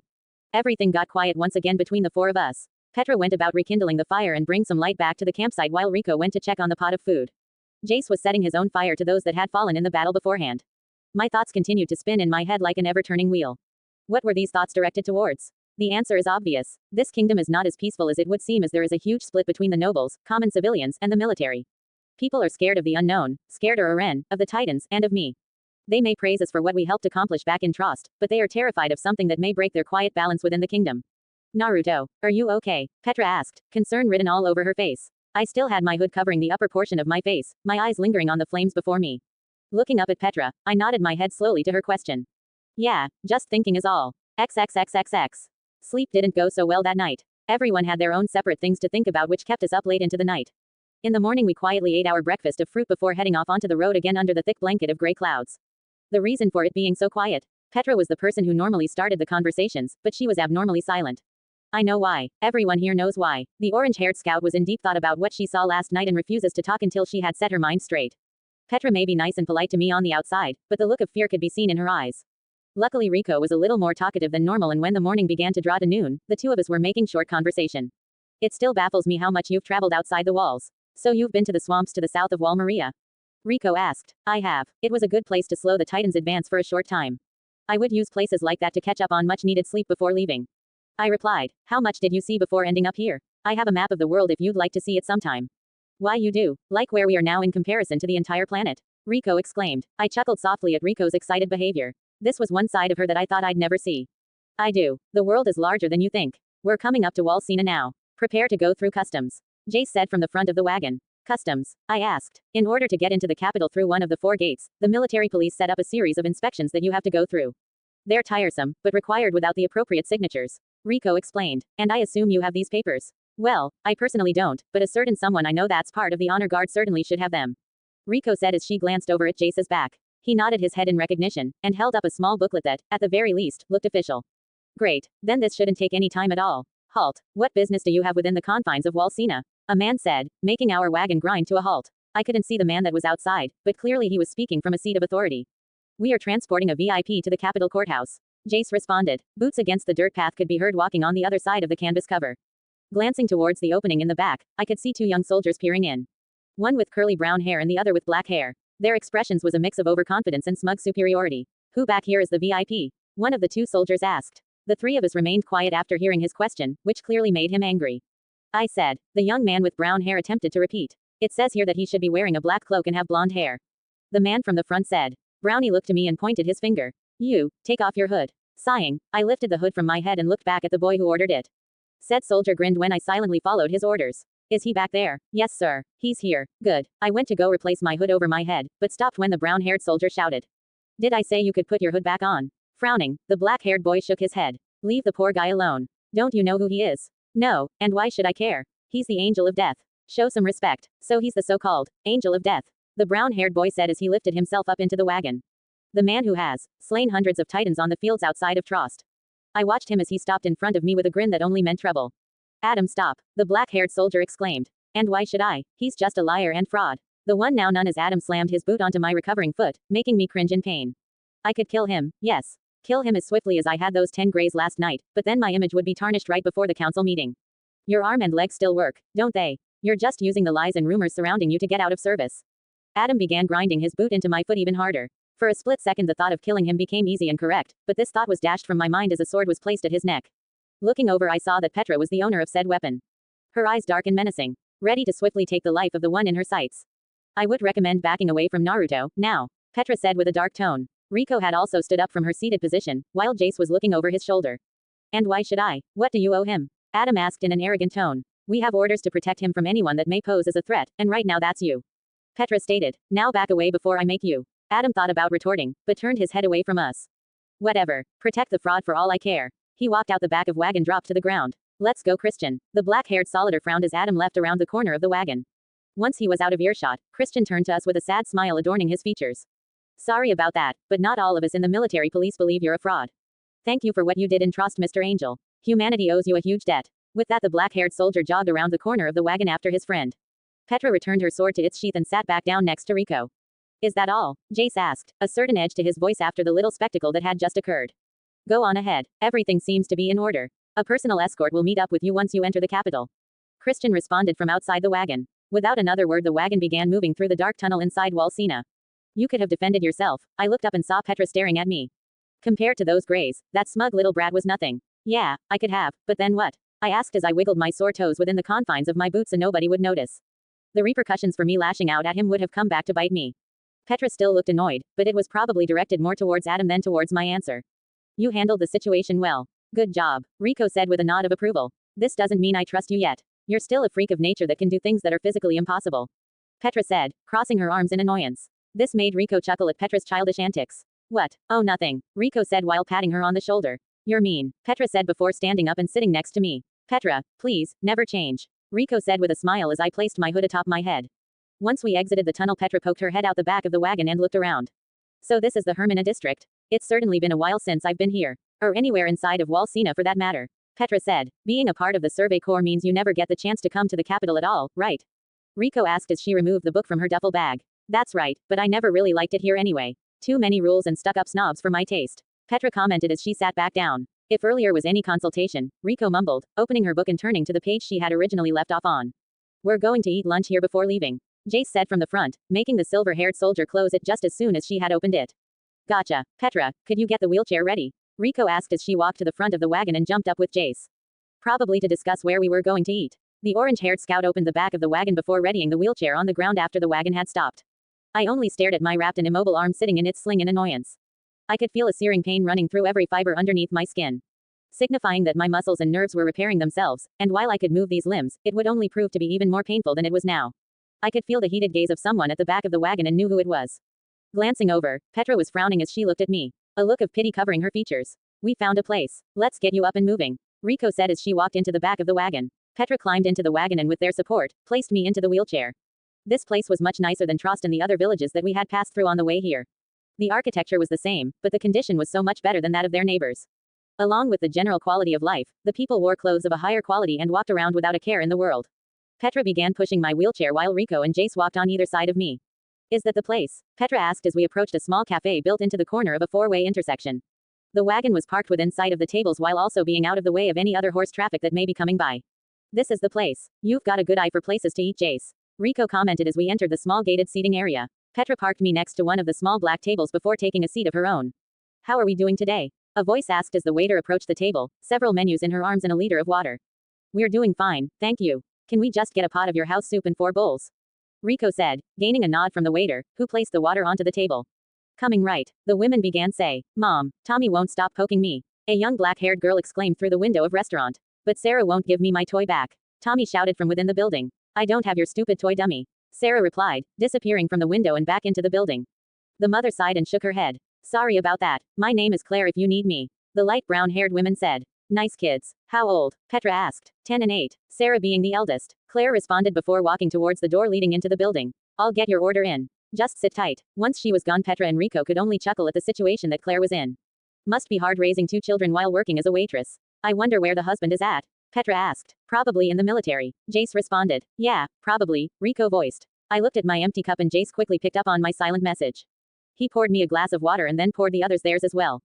Thank you, I quietly said, taking a sip of the cold liquid. Once done, I looked at the others sitting at the table. Tell me, how renowned are the Greys? They aren't very well known amongst anybody besides the military and upper portion of society.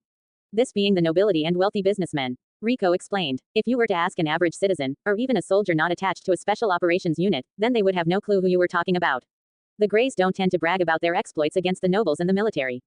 Jace commented, which makes them different from any other mercenary group out there. They keep to themselves unless a contract directly puts them into conflict with us, or another noble family. An interesting bunch that we've had a hard time tracking down. Rico went on to explain. The Scouting Legion rarely interacts with the Greys and even we've heard of them. Petra coined. Here we go. One pot of our renowned loaded potato soup.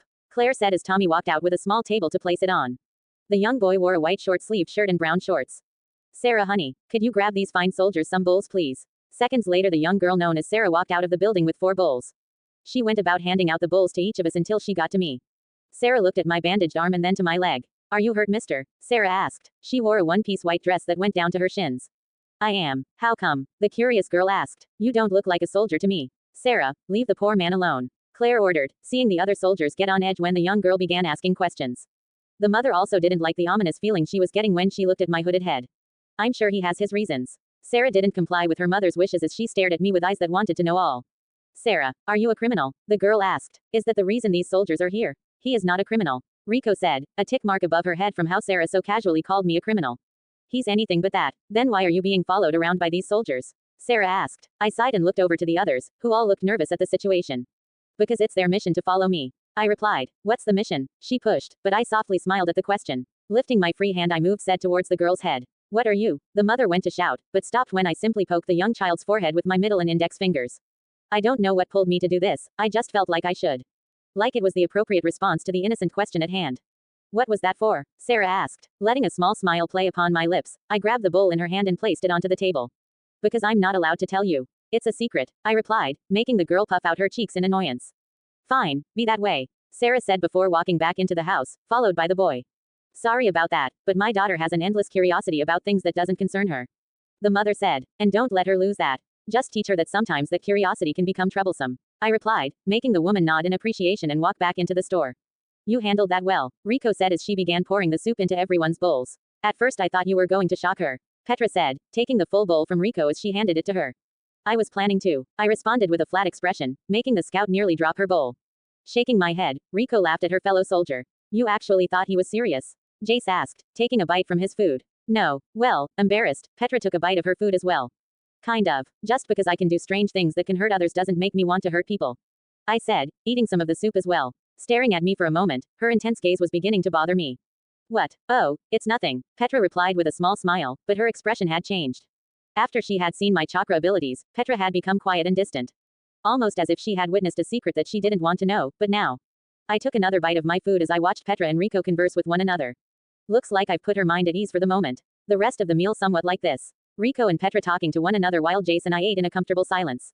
Looking over at my fellow male, my thoughts began to drift to who he was and why he was always so quiet. As I went to ask this question, I stopped myself from doing so. Asking him why he was so quiet would be very annoying and bothersome, and I was the same way. Quiet and distant, I pulled away from general conversation as well, so, who was I to ask Jace such a personal question like that? Here's your change. I hope you come back to see us soon, Claire said as she shook the honor guard's hand. Thank you, but you wouldn't happen to have a restroom? Jace asked. We do. Please follow me, Claire said as she walked towards the door to the restaurant. Oh, I've got to go too, Petra said as she stood. I guess I'll go as well. Are you fine, Naruto? Rico asked. I'm fine. Go on ahead, I replied. If you say so. We'll be back in a hurry, Rico said as she ran in through the door that the other two had just entered. I sighed before looking up into the darkening sky above. A cold drop of rain fell onto my cheek, making me blink at the sudden feeling of brisk water on my face. How annoying. XXXXX. Sarah, could you go grab the pot of soup from the table outside? I think I might have left it when I was grabbing everything, Claire shouted from the kitchen. Okay, Mom, Sarah shouted as she walked to the door, but as she was walking she caught a glimpse of the rain falling through the window. Has to be raining. Grabbing an umbrella from the hanger next to the door, Sarah opened the door only to see the man in the wheelchair staring up into the crying sky above. Sarah stared at the man, as if transfixed on a picture that she desperately wanted to understand and make sense of. His hood had fallen off his head and his blonde hair was matted downwards due to the water. Mister, he didn't respond, or even move, only looking up into the sky as it blanketed him in water. Not knowing what to do, Sarah opened her umbrella and slowly walked over to the table. The pot was still there, but her gaze was still fixated on the man. Are you okay, mister? Sarah was standing on the other side of the table and simply looking at him with a mixture of awe and pity. Why would those soldiers leave him out in the rain like this? Finally, the man looked over to the girl and simply stared at her, making her take a step back. It was like he was staring through her, as if he didn't even register that she was there at all. Blood pooled at my feet as mountains of the dead lay straight all around me. The thick stench of dead bodies and decaying corpses filled my nostrils as a heavy rain mixed with the mud and rivers of crimson blood beneath my feet. Before me stood an endless sea of the enemies that I had so desperately fought against, but the winds of victory did not blow with me this day. I had bought as much time as I possibly could, but only succeeded in stemming the tide for a few short hours. Looking up into the downpour, I smiled sadly as chakra began to form within me. I had one last card to play. One final tactic to hold the monsters that gathered around me at bay. Let's just hope that it won't kill me. Mister, are you okay? I was shaken from my thoughts as a girl looked up at me with tearing eyes. Looking down in shock, Sarah stared at me with concern written all over her face. She almost looked scared at what she had just witnessed. Blinking away the water on my eyelashes, I nodded my head slowly. Why yeah, I'm fine. Sarah stared at me for a while before gripping onto my cloak even tighter. It was now that I realized that an umbrella lay on the ground off to the side. Are you sure? Sarah asked, concern still laced in her voice. It took me a second to respond, but I finally nodded my head. Her clothes were soaked and if she stayed out here any longer then she could catch a cold. Why are you out here? I asked. You look just like Dad when he came home, Sarah said, completely ignoring my question entirely. I only looked down at the girl with a sad frown adorning my lips. Whenever I talked to him he would always look back at me with those eyes. Tears began to mix in with the water on her face as she lowered her head. His hugs, his smiles, everything became so cold. Sarah finally looked up at me with red puffed eyes. And when you looked at me the way you did, what happened to you that made you like that? Her voice was becoming more serious and desperate as she spoke. What could have happened that made you so broken? My eyes widened in surprise. Broken. Please Naruto, please don't become like him. No matter the hardships you'll face, the challenges you have to overcome, or the pain you endure, don't let it break you. No matter what, the life in her eyes began to slowly dwindle away. I love you, Naruto Uzumaki. Sarah, that's enough. Standing behind her was Claire, on the verge of tears. Please leave the poor man alone. No, he's just like Dad was. I want to know. Sarah began to shout. Sarah. The young girl quickly shut her mouth at the sudden outburst. Looking up at her mother, Sarah saw that her mother's hair had covered her eyes from view. Every now and again the older woman's body would tremble. Go inside, now. Sarah stood her ground for a moment until finally complying with her mother's orders. Once inside, I could only look to the ground in the same fashion as Claire. We stayed like this for a little while, content with letting the rain fall on us. My husband was one of the happiest men in the world when we married 10 years ago. We opened this restaurant and I gave birth to 2 beautiful children. Our lives couldn't have been any better. Claire began to tremble a little more as the words left her mouth. But when Wal Maria was breached, our lives drastically changed. Claire's hands balled up into fists as she remembered the day that it happened. The royal government sent out a mandatory conscription that forced any and all able-bodied men and women to participate in the military unless they were given a special reason otherwise. When the recruiters came to our doorstep they gave us a choice, either my husband or myself goes. Being the nice person that he was, my husband quickly accepted the position and found himself joining the Survey Corps. Looking up into the sky, the memories of that fateful day came to the forefront of her thoughts. For years he served in the military. We would send letters back and forth to one another. He would ask about the kids, the business, everything that you'd expect from a man in the military, but when I asked about his work he would completely avoid the question. Then, 3 months ago, we received news that my husband had lost an arm in one of the various expeditions outside of the walls. I was sad when the news came of his missing arm, but relieved that he was finally coming home and was alive. It had been so long since the kids and I saw him, but when he returned, she looked to me and flinched as Claire remembered what her daughter had said. He was different. By different, you mean? He was a lot like you. Quiet, distant, and cold, he would always have this faraway look in eyes. Even though he would smile and give us reassurance that he was okay, I could tell that it was all a front. A ploy to shield us from the pain he was truly enduring. What happened to your husband? He committed suicide about 2 weeks ago. I'm sorry. It's fine. I'm just. She breathed in heavily, trying to push back the emotions that she held so tightly within. I'm just worried for the kids is all. Sarah was the one that found him and she's been trying to figure out why he would do such a thing, and in a way, I guess I am too. A broken soul is not so easy to understand, no matter how close you are to them. I responded, looking up to see Jace leaning against the door. Nodding my head, the soldier took my silent confirmation and walked over. I hope one day you find the answers to your question. She squeezed her hands into a ball once more as Jace began to push me away. Can you promise me one thing? Claire asked, making Jace stop. Don't give up on life, no matter how bleak it gets. Lowering my head, Jace frowned before continuing to push me along. I'm alive for a reason, but not because I want to be. It's because I'm meant to be. XXXXX. Man, it's so dreary out today. Petra said as she looked out the back of the wagon. Sorry for leaving you in the rain like that, Naruto. I had no idea it was going to pour down like this. He's already said it was fine, Petra. Riko responded as she looked over at me, but frowned when there wasn't a response, or even a movement to say that he was registering their words. But I feel really bad. Petra said. Leave him be, Jace said from the front of the wagon. He was currently wearing a poncho to help deflect the rain from his body. The two females looked at one another in surprise. Jace rarely spoke when it came to the random bickering between the three of us, so to speak now meant that something was going on. If you say so, Petra said as she looked over to the quiet blonde, but to her I was unreadable. My hood covered my facial features from sight, leaving no room for the orange-haired scout to decipher what was going through my head. I can't really tell how long the rest of the trip took. We left the city of Hermina and quickly found ourselves in the countryside of Walsina. The heavy rain had died down soon after we left the walled city, but picked back up once we reached the capital walls. The entire trip was made in silence with only the sporadic conversation being sparked between Rico and Petra. The words of that girl, Sarah, continued to echo in my mind. Broken, broken, broken, I've endured so much in my lifetime, but to consider myself broken. Has life really taken that much of a toll on me that it has changed who I was and how I go about things?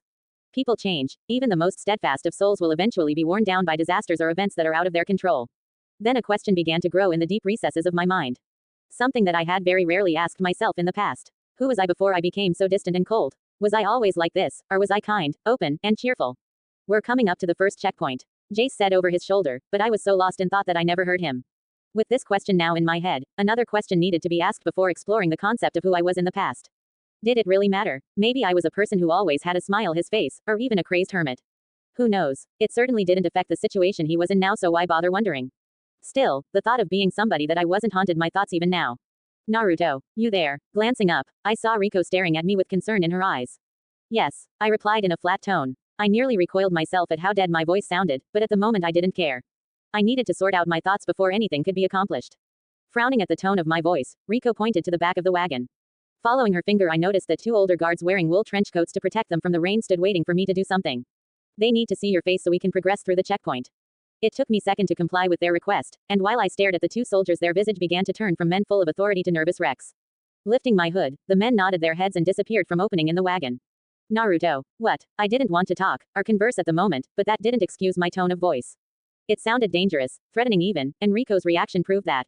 Her eyes widened and she shuffled nervously in her seat. I just wanted to know if you were okay. I raised a brow at the question, but decided to let her continue. You've been acting different since lunch. Did something happen? Of course something happened. Wasn't it obvious? But then again, these people have no idea what I've been through. What I've endured for who knows how long. But even still, I'm fine. Riko is worried about me, and I, at the very least, need to show some signs of recognition on those feelings. I just need some time to think is all. Think about what? Petra asked, unintentionally balling up my working hand into a fist. I must have scared her somewhat. It was an innocent question. Something that any caring or curious person would ask when someone was distressed, but this was something I couldn't talk about. There's a lot to sort out right now, I replied, replacing the hood on my head. Riko nodded her head at my answer, but was still slightly taken aback from my tone of voice. I guess he hasn't had much time to sort out what has happened since coming here. Hell, the first thing he did when he arrived was battle against the Titans, so it makes sense. Petra must have been thinking the same thing because she didn't press her question any further. The wagon silently moved along the paved roads of the capital. The houses looked nice and extremely expensive. This must be where the nobles and high-class businessmen reside. It was now that I realized that 4 soldiers followed along behind us on horseback. They all wore trench coats with the insignia for military police etched onto the front. Now they come. Your trial will be held at the noble courthouse near the center of the city, Jace said as a large golden dome-shaped building came into view. Why did the nobles want a separate hearing? It still doesn't make any sense, Petra questioned, laying down onto the wooden bench. I don't know, but I'm sure we'll learn in the morning. Riko replied with a frown. She may not know much about their quiet companion, or even trust him, but she had grown to respect the quiet man to some degree. Grinding to a halt, the wagon came to a stop around the back of the massive courthouse after passing through a metal gate guarded by 2 guards. We'll take it from here. You 3 are to report to your quarters in Residence Hall B, a female soldier said with authority as she stepped up into the wagon after Petra and Riko had helped me into my wheelchair. She wore a trench coat like the other soldiers still on horseback, but on their arms were a golden band. Our orders are to be his personal guard until the end of his trial, Petra replied, not liking the tone of voice the military police was using. Once you entered past the metal gate, you, along with everyone in this wagon, must comply with court guard. Please, go to your rooms and await further orders. We'll take care of the outsider until his court hearing, the women said as 2 other court guards lifted my wheelchair, with me still in it, out of the wagon. Before Petra could argue any further, Riko placed a hand on the scout's shoulder, making said orange-haired soldier look to her companion. Riko simply shook her head, signifying it was worthless for them to argue. Since we are assigned to him, then we must be allowed to check on him when we see it fit, Jace said as he crawled in from the front of the wagon. Just like any escort mission, the assigned guard should have access to their person anytime they deem it necessary. As stated in Manual Section 4.90b. You are correct. You, along with Ms. Rahl and Ms. Brzezinska, will be allowed to visit the outsider when so it fit to do so. The soldier was clearly agitated that there was someone within the group that knew their codes and regulations so thoroughly. If there aren't any more questions, then report to your assigned sleeping arrangements. With that, she hopped out of the back of the wagon and into the rain. I hate those guys, Riko said as she pinched the bridge of her nose. What about Naruto's backpack? Petra asked as Jace lifted it over his shoulder. I'll take it for now. Let's unload the wagon and report to the quartermaster. Jace instructed, grabbing his own bag of belongings and his 3D maneuver gear. Good idea. This rain is beginning to become annoying, Riko replied. XXXXX. You'll be staying here for the duration of the trial. The female soldier said as a tall dark-skinned man stuck me next to a cot. Facing the entrance, I watched as the first soldier locked the barred door to the cell. If you need anything then ring the bell by the door. Have a nice day. She then disappeared down the dark hallway with her fellow soldier, leaving me to my own devices. I was sure that she knew that I wouldn't be able to actually reach the bell while I was in this crippled state. At least the cell is nice. Lifting up my crippled arm, the pain quickly radiated through said appendage, but it wasn't nearly as bad as it was yesterday. The fact that I could feel pain at all was a good sign, but the pain felt like millions of tiny needles pushing themselves into every muscle in my arm. Not unbearable at all. In fact, I had full range of motion with my arm and leg, but keeping my crippled visage intact was key to the trial. At least, I felt it was. I wouldn't actually know if this was a good idea until the day of. Rolling over to the bed, I lifted myself onto the cushion and laid my head against the soft pillow. The MP certainly doesn't skip on comfort, that's for sure. Bored, I closed my eyes and decided to talk to the only being that was available. XXXXX. You lied, I sighed as I sat against one of the pillars. The tiny fox known as Kurama stared at me with such intensity that it nearly made me flinch. You said that you would come back when everything was settled outside. I'm sorry, but there's a lot going on right now. I replied. The problems are still pulling me away from visiting you. Kurama paced around me, staring at me with those orange eyes as if he was analyzing my every move. Finally stopping in front of me, he smiled brightly and jumped into my lap. That's okay, as long as you do the thing. I chuckled at his words before scratching behind his head. Ah, that feels so good. Smiling, I continued to scratch his head in silence. Well, besides the moans of approval from the tiny fox. What's the matter? I stopped scratching his and looked down at the fox. You feel off. I don't know, but I can kind of feel your emotions. Are you sad about something? Kurama asked. I guess this was to be expected, being a Biju inside of me and all. I've just got a lot on my mind. Don't worry about it, but I am worrying about it. The small kitsune said as he jumped from my lap into the marble in front of me. You're hurting and I can clearly feel it. What happened? Did someone hurt you outside? Kurama, please, nobody hurt me, I replied. Then what happened that would make you so sad? Kurama asked. I wish I knew how to answer his question myself. That flashback, why is it still haunting me? I thought, flinching at what had occurred. Naruto. I looked down and saw a concerned fox staring back. I needed to keep these flashbacks hidden from everyone so my secrets wouldn't come out, but to Kurama, is there anything I can do to help? Can you keep a secret? I asked. Of course, anything to help, Kurama replied with a bright smile. There are times when I have these, I guess flashbacks are the best way to describe them. I said, flashbacks. You make it seem like you're very old. Kurama responded with a laugh, but quickly became quiet when he saw no response. How old are you? Kurama, what I'm about to tell is a secret that I've never told anybody before. I said, looking up at the white flame that sat at the center of the room. It's the reason why you're here, along with your brother and sisters. Never told anybody before. What is it? Kurama asked. This place is a seal that has made me something that is known as an eternal. I said with a frown. I've lived for longer than I can even remember. Memories have become all but a distant blur of emotions that sometimes resurface in the form of flashbacks. Sometimes these flashbacks are friendly and heartwarming, but other times, I breathed in heavily and exhaled the air from my lungs. They hurt a little. And Naruto, I looked down at the fox to see tears streaming down his face. I'm sorry. I had no idea, but at least I'm here now. I can help you whenever you need it. He stepped into my lap and pressed the side of his head against my chest in the hopes of comforting me. I smiled sadly as I wrapped my arms around the kitsune. It wasn't much, but it was enough. XXXXX. Outsider, we're here to escort you to your court hearing. Are you ready? A court guard captain said as he, along with 2 other broad-chested court guards, entered my cell. It's been 4 days since I was put into this cell and the court guard have been anything but hospitable. Every time they've come to give me my food it was either dumped onto the ground or placed onto the other side of the barred door. If it not for Petra, Jace, and Riko I would have probably been extremely malnourished right now from lack of food. It took them 2 days to find me, because apparently my generous hosts never gave them the exact location of my cell, but once they did the 3 elite soldiers were shocked. Petra nearly attacked the court guard on duty for placing me in a cell, but was held back by a desperate Riko. While she didn't exactly like the idea of me being trapped within a cell, lashing out at the people that held ownership of the keys would not go well. Riko and Petra made it a point to start bringing me all 3 of my meals, which went unopposed by my guards. Probably because now they had one less job to do. While not eating with my 3 bodyguards, I spent the majority of my time talking with Kurama. The conversations that we had were deep and meaningful, but more times than not the subject of said conversations would lead to my past. It was just unfortunate that I couldn't reveal much. Roughly lifting me from the bed, the 2 large soldiers placed me into the wheelchair and pushed me out into the hallway. Why the court guard wasn't fond of me was something that eluded me since I came here. Verbal harassment and poor living conditions was their primary tool when trying to inflict pain onto me. Was it the military police as a whole that disliked me? Or was it just this group? The garrison was a mix of both, and I haven't had enough contact with the Survey Corps to know what they thought. If I had to venture a guess it would be something similar to Petra's line of thought. All 7 high noble houses will be presiding over the trial, including any who have paid the entrance fee. The captain said as we moved through the underbelly of the courthouse. The brown-haired captain grinned at the thought. You brought in a lot of money, you know that. Was this the reason the nobles wanted to have a separate court hearing? So they could raise money. That may be part of the reason, but I doubt that making money was the primary purpose for pushing for a separate court case. I guess it didn't matter now because I would learn of their intentions soon enough. And I doubt it was because they needed to save me from the clutches of the military. Finally stopping in front of a tall, but slender, set of gold and onyx black doors, the 2 large soldiers pushed them open to reveal one of the largest courtrooms that I've ever seen. It reminded me of an opera house except with 3 separate sets of bleachers above the main floor. And what surprised me the most was that there wasn't a seat that wasn't filled. Hundreds had come out to see the spectacle that was the Angel of Death. Jace had warned me that this trial was on everyone's lips and that there had even been a few deaths when fights broke out over who owned a ticket for this historical event. As the captain rolled me into the center of the courtroom from out of the door that was off to the side, the entire room quieted down from a once bustling and talkative scene. Only the quiet mutters and whispers could be heard from the people in the stands before I was finally placed in front of a long golden desk that sat well above me. Looking up, I could see 7 people wearing different color clothing staring back at me. To the left and right, there was 5 people on each flank sitting behind separate onyx tables, but strangely one was missing. Jace and Rico had tried to explain to me who the high nobles were, but I only got the names as their activities are well kept from the peering gaze of the outside world. The 9 others, however, remained a mystery to me. The man at the center of the 7 people behind the nicer-looking table stood up. Welcome all who have so graciously spent the time to come to this trial. The man said to the now completely quiet room. Today we are here to discuss and determine the rightful fate of the person that has become known as the Angel of Death. The room burst into mutters and private discussions on the matter. To begin, I would like everyone from the 7 noble houses, along with the 10 representatives of the CCM, to introduce themselves to the Angel of Death. My name is Albert Gradle, head of my house and leader for this trial. He was taller and extremely thin with blonde hair and chocolate brown eyes.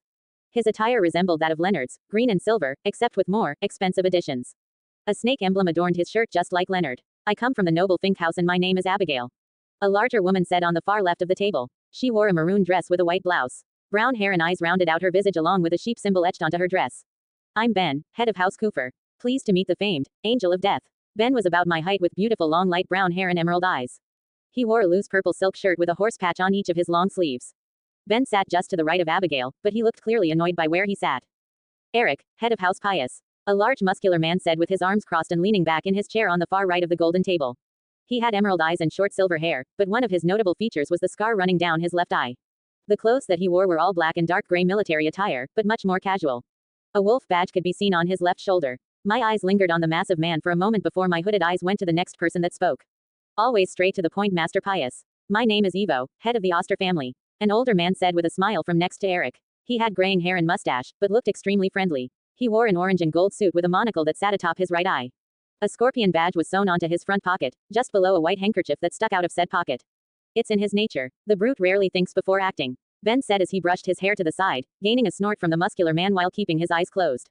Now, let's keep this civilized, a woman said with long jet black hair and purple eyes. She was tall with dark tan skin and a large protruding chest. She wore a form-fitting white and silver dress with a hole showing a fit abdomen. A patch with an eagle was sewn onto the arm of her dress. My name is Isabella and I'm of House Oster. And I'm Nicholas of House Lobov. An older man said. He had a receding hairline with brown hair around the back of his head. He wore a dark brown suit with a white button-up shirt and a patch with a bear on his suit.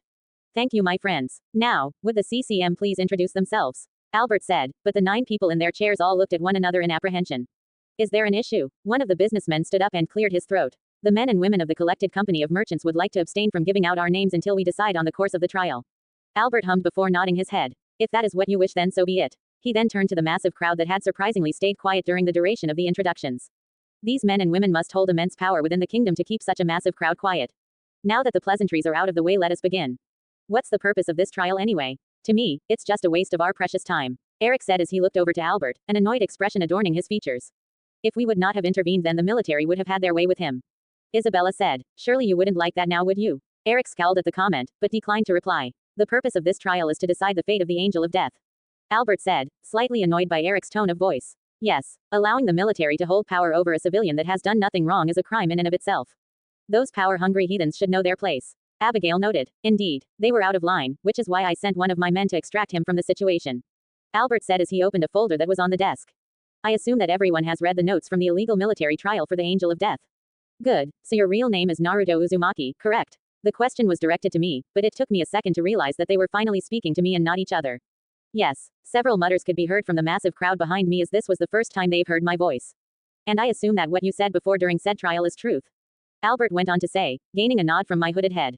So you weren't actually born within this kingdom's walls? No, I was not. So you were born outside? Amongst the Titans? Nicholas asked, a tinge of fear in his voice. If you are implying that Mr. Uzumaki is one of those human-Titan hybrid, then you're wrong. In the notes Pixis says that he was not one. Evo stated, no, I'm not, it's just, don't you think it's strange? A human living out in the wilderness with those monsters? Nicholas asked, it is amazing that a human could live out there for, what? 20 some odd years. Ben said, you must have the endurance of an ox. But this begs the question, what happened to the others in your group? Nicholas asked, surely you had a mother and a father that conceived you. You're just like your mother. A man with blonde hair and clear blue eyes said, you may look like me, but your personality reminds me of her. She would have loved to see you again. A red-haired woman then appeared next to him, like a ghost of who she was and what she looked like. I'm sorry for doing this to you, but you're the only one that I could trust with this. He then placed a hand onto my shoulder and smiled sadly. Because you're my son. Of course he had a mother and father. Can't you read between the lines? Isabella questioned. What do you mean? Nicholas asked. If you're insinuating, he appeared before us alone. What do you think happened to his family? Eric said. They died long before I came upon these walls. I stated, as most of us presumed. Albert said as he glanced over at Nicholas. Another note that came up before was the teachings of your abnormal abilities. It is impossible, yes. More or less. I replied. Albert stared down at me with questioning eyes. What exactly are we doing here, Albert? You called for this trial for a reason and thus far we have only reviewed the notes from the previous one. A man from a CCM asked in annoyance. That is a possibility, but something must be brought forth before we can move forward. Albert said, making the man sit back down. How can we be absolutely sure that teaching someone else your powers is impossible? Are you suggesting that he's lying? Ben asked. It would make sense for a bloodthirsty savage to want to hide his powers from the rest of us.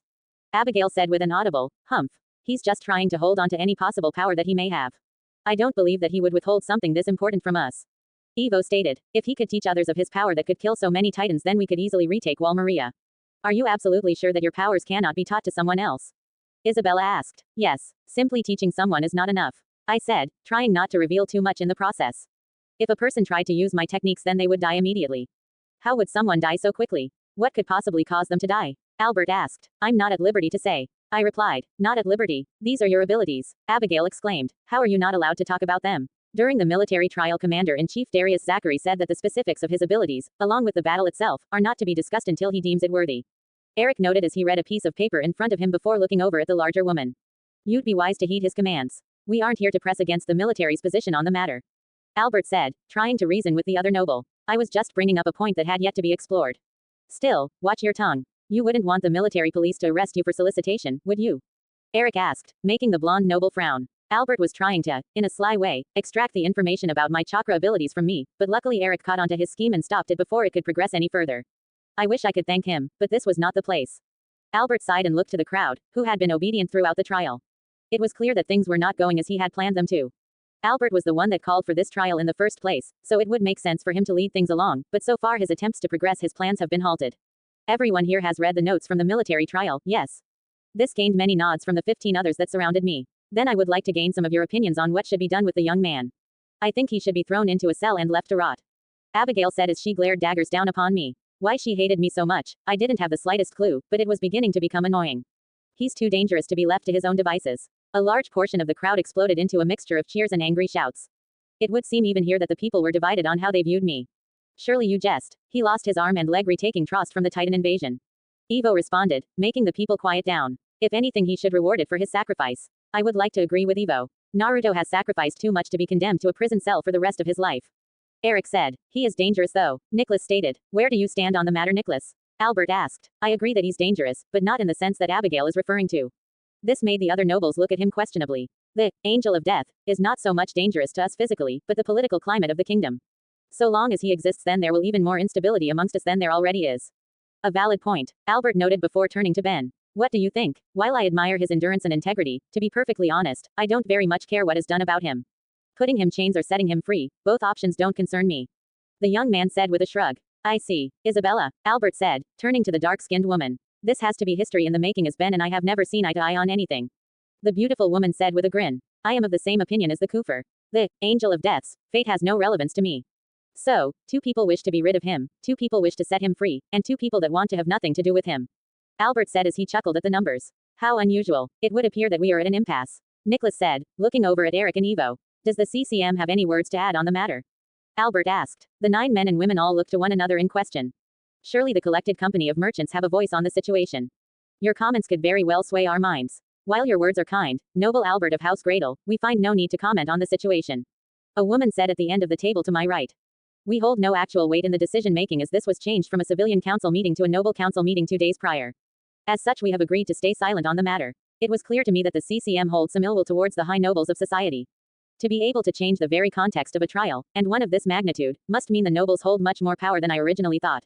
If that is what you wish, then so be it. Albert replied, a small amount of venom in his voice. You have yet to give us your thoughts, Albert. What do you believe should be done with him? Ivo asked. A hard question to answer. I've done a lot of thinking and can't really come up with a reasonable answer. Being chained to a cell for the rest of his days seems cruel and inhumane.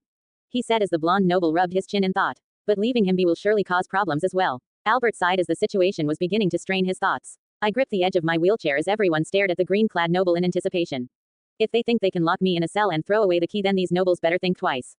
There must be a compromise that can be found. A compromise? What kind of compromise? Ivo asked. One party wishes to see him behind bars, while the other deems it worthy to give him freedom. The only compromise I can see is limited freedom within the realms of the high nobles. Albert said. This would allow us to keep a close eye on him while also allowing a certain amount of freedom within the kingdom. I don't want this thing anywhere close to my family, let alone the grounds of my house. Abigail said with disgust. Then he won't find sanctuary there. Albert stated. But that doesn't mean you can't agree to the compromise. Like I'd ever agree to such a terrible compromise. Abigail responded, anger evident in her eyes. Now Lady Abigail, Nicholas said, I know you feel that he's a dangerous man, but look at him. He's lost the ability to move an arm and a leg. Mr. Uzumaki won't be hurting anybody anytime soon. Oh, I thought you were trying to put him behind bars. Isabella asked. I was, but this compromise quells my fears of political instability. I'm willing to uphold it if everyone else is. Nicholas said with a shrug. If this is what it takes, then I will agree upon it. Ivo said with a sigh. What do you think, Eric? I still think that he's a hero before all else, but I will agree with Ivo.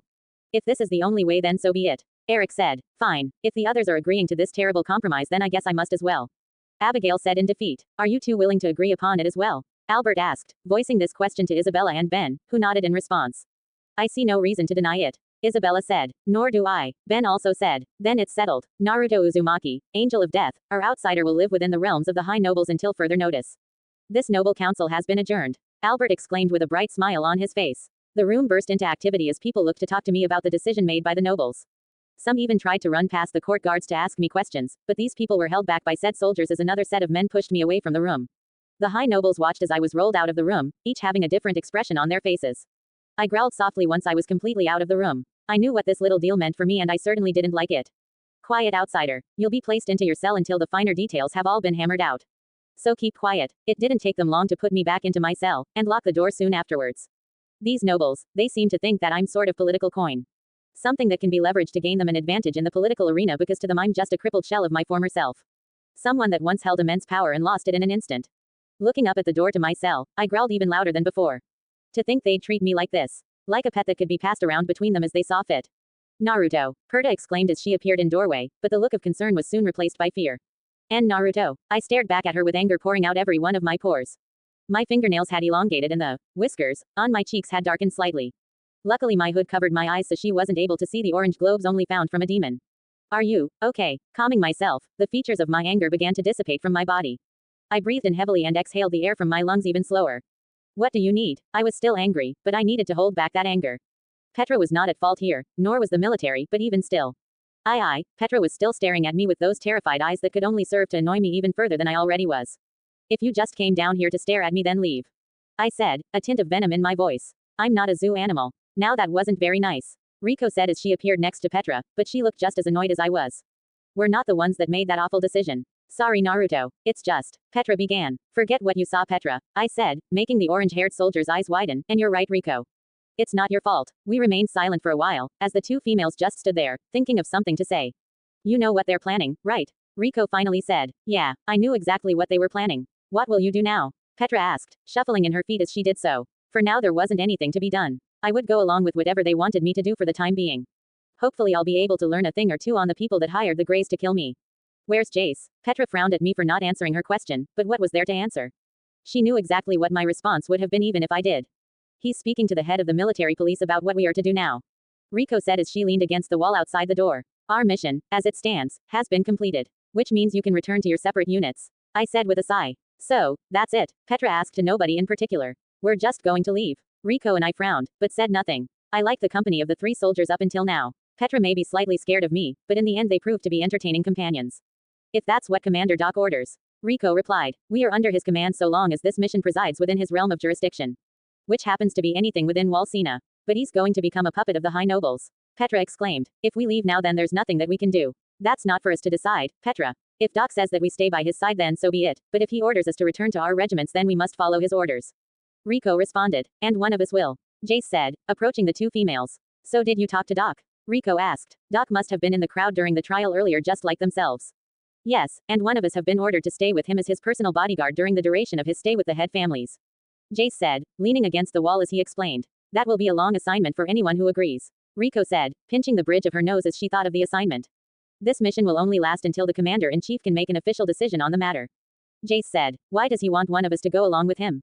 Why not someone from the military police? Petra asked. I don't know why he didn't choose someone from the MP, but Doc feels that something may be going on.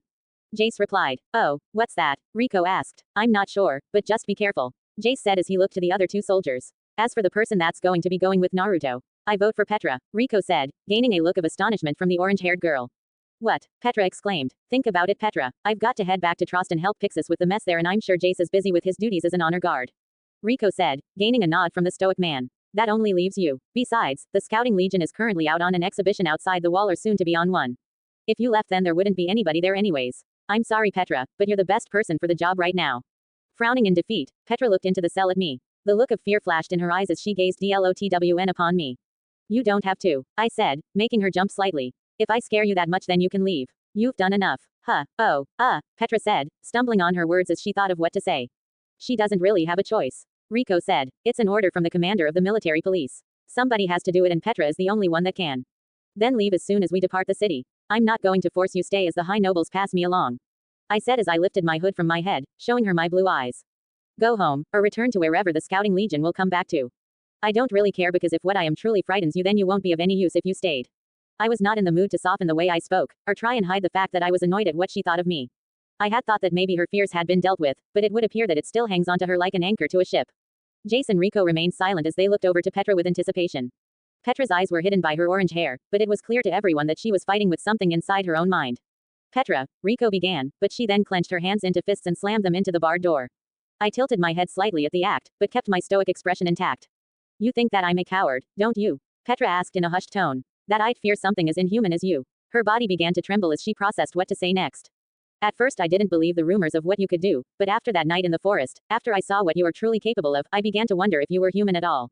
Rico looked away as the words left Petra's mouth, meaning that she had thought the same thing as Petra did at one point. But then I watched the way you treated that little girl at the restaurant and I thought that maybe you were just like us, a human that happened to have abnormal abilities. She then looked up at me with determined eyes that reflected both fear and endurance. I don't know what I saw earlier before the others arrived, but I won't let that deter me from my mission. I've been ordered to defend you until Commander Doc sees it fit to return me to the Scouting Legion, and I'll do just that. I stared back at her, searching for any signs of deception within her eyes, but only found myself sighing. Petra was serious, and I doubt there was any way for me to talk her out of it.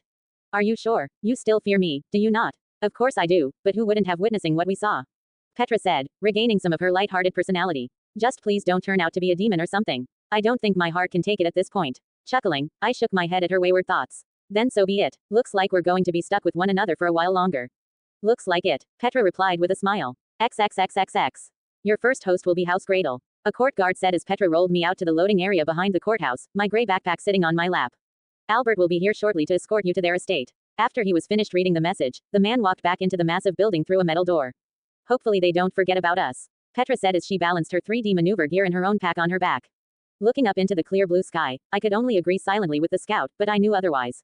A few minutes later we heard the distinct sound of horse hooves against a paved street.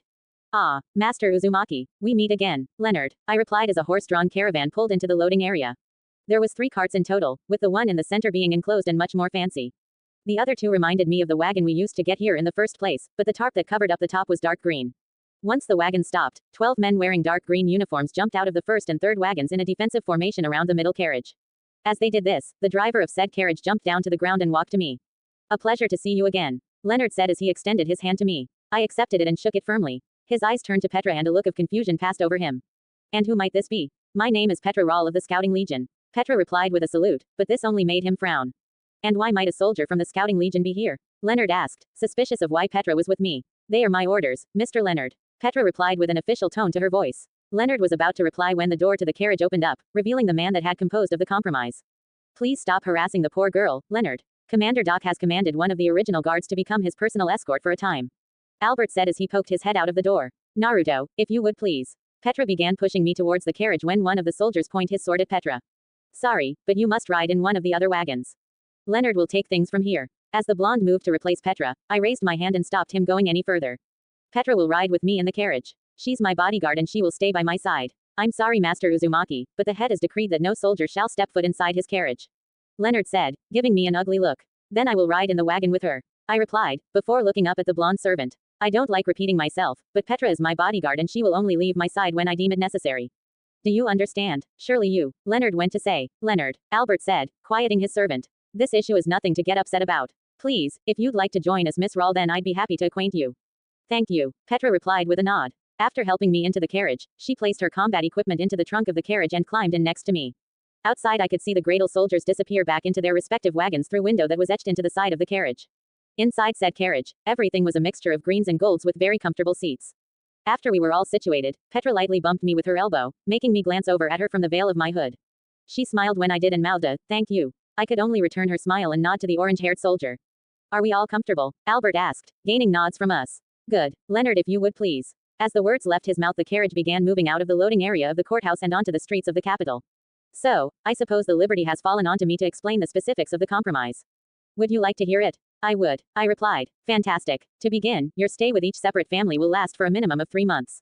Albert said as he pulled out a packet of paper and placed a pair of wire glasses onto the bridge of his nose. House Fink wishes to remove themselves from the ballet, so you won't have to visit with them in the near future. I was happy to hear that. If I'd have to go stay with them, then they'd probably have tortured me, or worse. After staying with us for a week, you'll be transferred to House Pius in the northern region of Kingdom. I thought we were staying with each house for 3 months. Petra asked, gaining a chuckle from the blonde noble. I did, but each family must have time to properly prepare for the Angel of Death's visit. Albert explained, and since we live so close to the capital, it was decided that Master Uzumaki stay with us until our northern brothers and sisters are prepared for his arrival. Oh, I see, Petra replied. Now, if I may continue. While staying with each family, you are to assist in any rudimentary task that you are physically capable of. Albert said before looking up at me. I realize you're unable to do much, or anything at all, but this is added as a standard for any compromise. Don't worry about it too much. Flipping the paper over, Albert continued reading. If there are any conflictions, or a noble feels they are abusing your presence to some degree, then the accusing family is allowed to investigate the situation if the grounds for such an investigation are solid. Once finished, Albert looked through the rest of the compromise and placed it onto the empty seat next to him. The rest are small things that barely pertain to you at all. It's mostly just to keep the high noble families from attacking each other. If you wish to read through it, then you can when you have some free time at my abode. He then leaned in and stared at the veil of my hood. But there are a couple of questions I would like to ask before we reach my estate. Depending on the question, I may have an answer. I replied. Your powers, you said at the military trial that you can't teach another human your destructive abilities, correct? I nodded my head at his question. And while I believe you aren't lying, another question comes to mind. Can your abilities be passed on genetically? The truth is, they could. If I had a child with another woman, then there was a strong possibility that he or she would have the ability to weave chakra, but knowing this I couldn't, not after, no. My abilities cannot be passed on to my child. I'm sorry. A shame. Another question if I may. Albert went on to say. I think that's enough questions, Master Gradle. Naruto has had a long day and doesn't want to be constantly questioned. Petra said, giving the high noble a stern look. The man stared back at the scout for a moment before sighing. I suppose you're right. Mater Uzumaki has had long day, and wasn't treated with the most respect at the hands of the court guard. Albert said as he leaned back into his seat. The trip to my estate is only an hour, possibly 2 depending on the weather and traffic leaving the capital. If there are any questions regarding the compromise or my family, feel free to ask, but for now get some rest. I'm sure my family will all be excited to finally meet the Angel of Death. I'm glad that they're at least excited. A hand was placed onto my shoulder, making me look over to see a grinning Petra. I returned her gesture with a grin of my own. At the very least, I'm not alone in this. But for now, I can only hope that my stay with the high nobles of this kingdom is not as bad as I'm making it out to be in my mind. XXXXX. Hello everyone. I'm back with another chapter of Lost One and I hope you all like it. This chapter took a while to crank out because I've been working on a side project. I'm going to be honest, this side project of mine is a long story, think around 100,000 words, and I'll probably publish it all in one sitting. Please note that I'm more than likely going to finish that story before making another chapter of Lost One. Sorry, but I promised that I would write this like a year ago and now I need to uphold that promise. Skeptical smiley face. There is something else I would like to ask everyone that reads this story. Would anyone be interested in a bit of a bonus chapter? It doesn't pertain to the main story, but it may have a few glimpses into what Naruto did in the past. In a nutshell, it's just something fun to write before the next chapter is posted. Let me know if you guys are interested in seeing a bonus chapter in the near future. I love you all and would like thank everyone for their continued patience. Welcome home, father, a young blonde-headed boy exclaimed as he tackled Albert as soon as he exited the carriage. William, how have you been, my son? Albert replied as he twirled the boy around in the air, making the child laugh with glee. Petra helped me into my wheelchair as the father and son reveled in their reunion. Welcome back, Albert, a more mature woman said as she approached the two. Good to be back, Fiona. Albert replied, kissing the blonde woman on the lips passionately. She wore a lime green dress that hugged her skinny form. Their house is huge, Petra whispered into my ear. I couldn't help but nod at her observation as I stared at the massive building. It was a two-story white building with green shutters that extended back into the forest behind it. A massive garden protruded out all the way to the gate at the start of their property with a single paved road running down the center. Bushes carved into the shape of snakes in different postures riddled the edge of said road. Are you the angel? Looking over, I could see the boy looking up at me with curious green eyes. Nodding, the boy known as William placed his hands onto my knees to get a closer look at my face. You have the same blonde hair as me. William, Fiona said, making the boy become completely still. What did I say about personal space? Right. Sorry, Mr. Angel, William said as he backed up slightly. Maybe I should have left my hood up, I thought as I smiled softly at the young boy. Sorry about that, Mr. Uzumaki. My name is Fiona Gradle. A pleasure to meet you, Fiona said with a short curtsy. Nice to meet you as well, I replied with a nod. It's also nice to meet you as well, miss, Fiona asked, but we could tell she didn't really care about Petra's answer. Petra Rawl, nice to meet you, ma'am, Petra replied with a bow. And I'm William Gradle, next head of House Gradle, William exclaimed with a bright smile. Albert chuckled as he messed the young man's short blonde up with his hand. Right you are. Now, if you would please follow me. I'd like to introduce you to the maid that will be placed under your care, Albert said as Leonard and the soldiers began unpacking the wagons. Petra rolled me to the stairs, but frowned when she looked up them. How am I? Petra began to say, but then two men in black tuxedos appeared next to her. Both men were tall and very built. May we be of service? The two butlers asked at the same time. Before she could even respond, the two men picked up my wheelchair and began carrying me up the stairs. Looking over at the men carrying me, they held a straight face that revealed nothing. Petra watched from the bottom of stairs for a moment before grumbling about something and following us up. Once at the top of the staircase, the men put me down and disappeared as quickly as they appeared. Don't mind them, Naruto. They're the muscle that help whenever they're needed, Albert stated with a smile. Looking over my shoulder, I could see Petra climbing the last of the steps before a white and black dress covered my view. Allow me to be your guide, Master Uzumaki, a girl said with a bright smile. She was young, maybe 15 years old if I had to guess, with jet black hair and green eyes. She wore a black and white maid outfit that went down to her ankles. This is Riza and she'll be the one who will be taking care of you during your stay here, Albert said. Treat her well, Riza, if you would please show Mr. Uzumaki and Miss Rawl to their sleeping arrangements. As you wish, Master Albert, Riza replied with a deep bow before pushing me into the massive mansion, my bodyguard falling into step alongside us. Once inside the mansion, Petra and I simply stared in awe at what we saw. How could one family have so much money that they could furnish their house with solid gold furniture? Quite the work of art, is it not? Albert said as he stopped next to us. Several maids and butlers could be seen walking around the massive entrance, cleaning everything that could even have a morsel of dirt or dust on it. We take great pride in this house. Even the paint is made from gold and dust. The walls were painted a mix of gold and green that was made into fantastic works of art. This is one of two main houses that the Gradles call home. So is that the so-called outsider, a man shouted from the balcony on the middle floor. At the center of the room, two separate staircases curved up to form a sort of middle balcony halfway to the second floor, where the man was currently standing. A single, much larger staircase, then protruded up to the second story on the other side of the middle balcony. The man looked to be in his late teens, maybe 17, with blonde hair and dark green eyes like Albert and his family. He wore form-fitting aristocrat clothing with the same colors as his family's crest. Ah, Robert, I would like to introduce you to Naruto Uzumaki and Petra Rawl.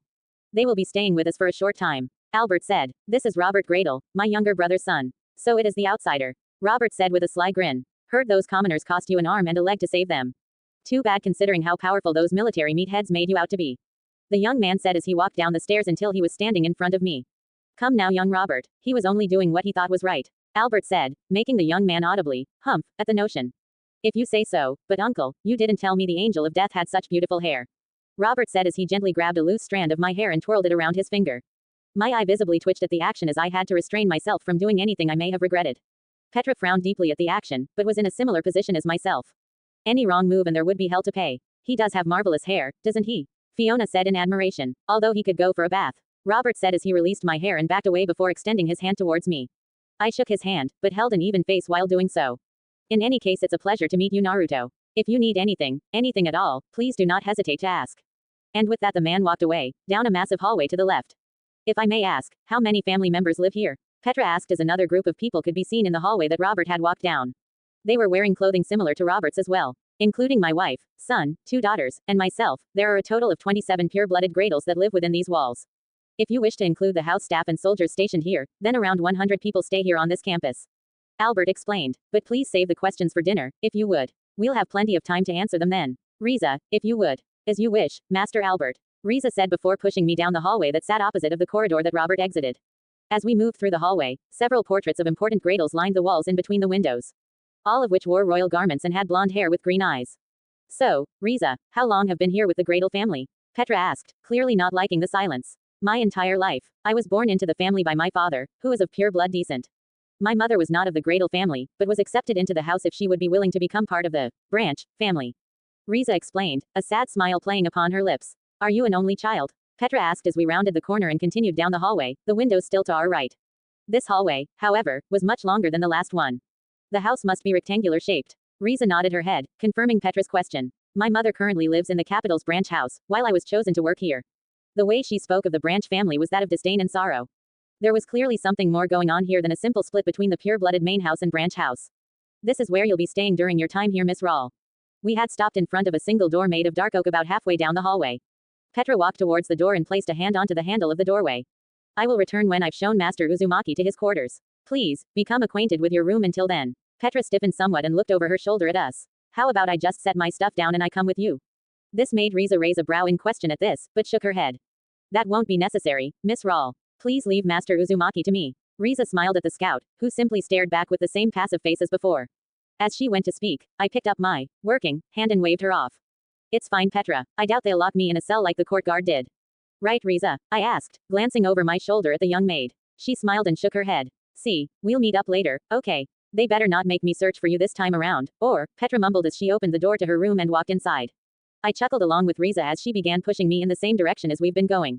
She's very protective of you. Riza commented with a bright smile on her face. Well, it is her job as my bodyguard after all. I replied, I suppose you're right. Here is your room, Riza said as we approached a set of double doors at the end of the hallway.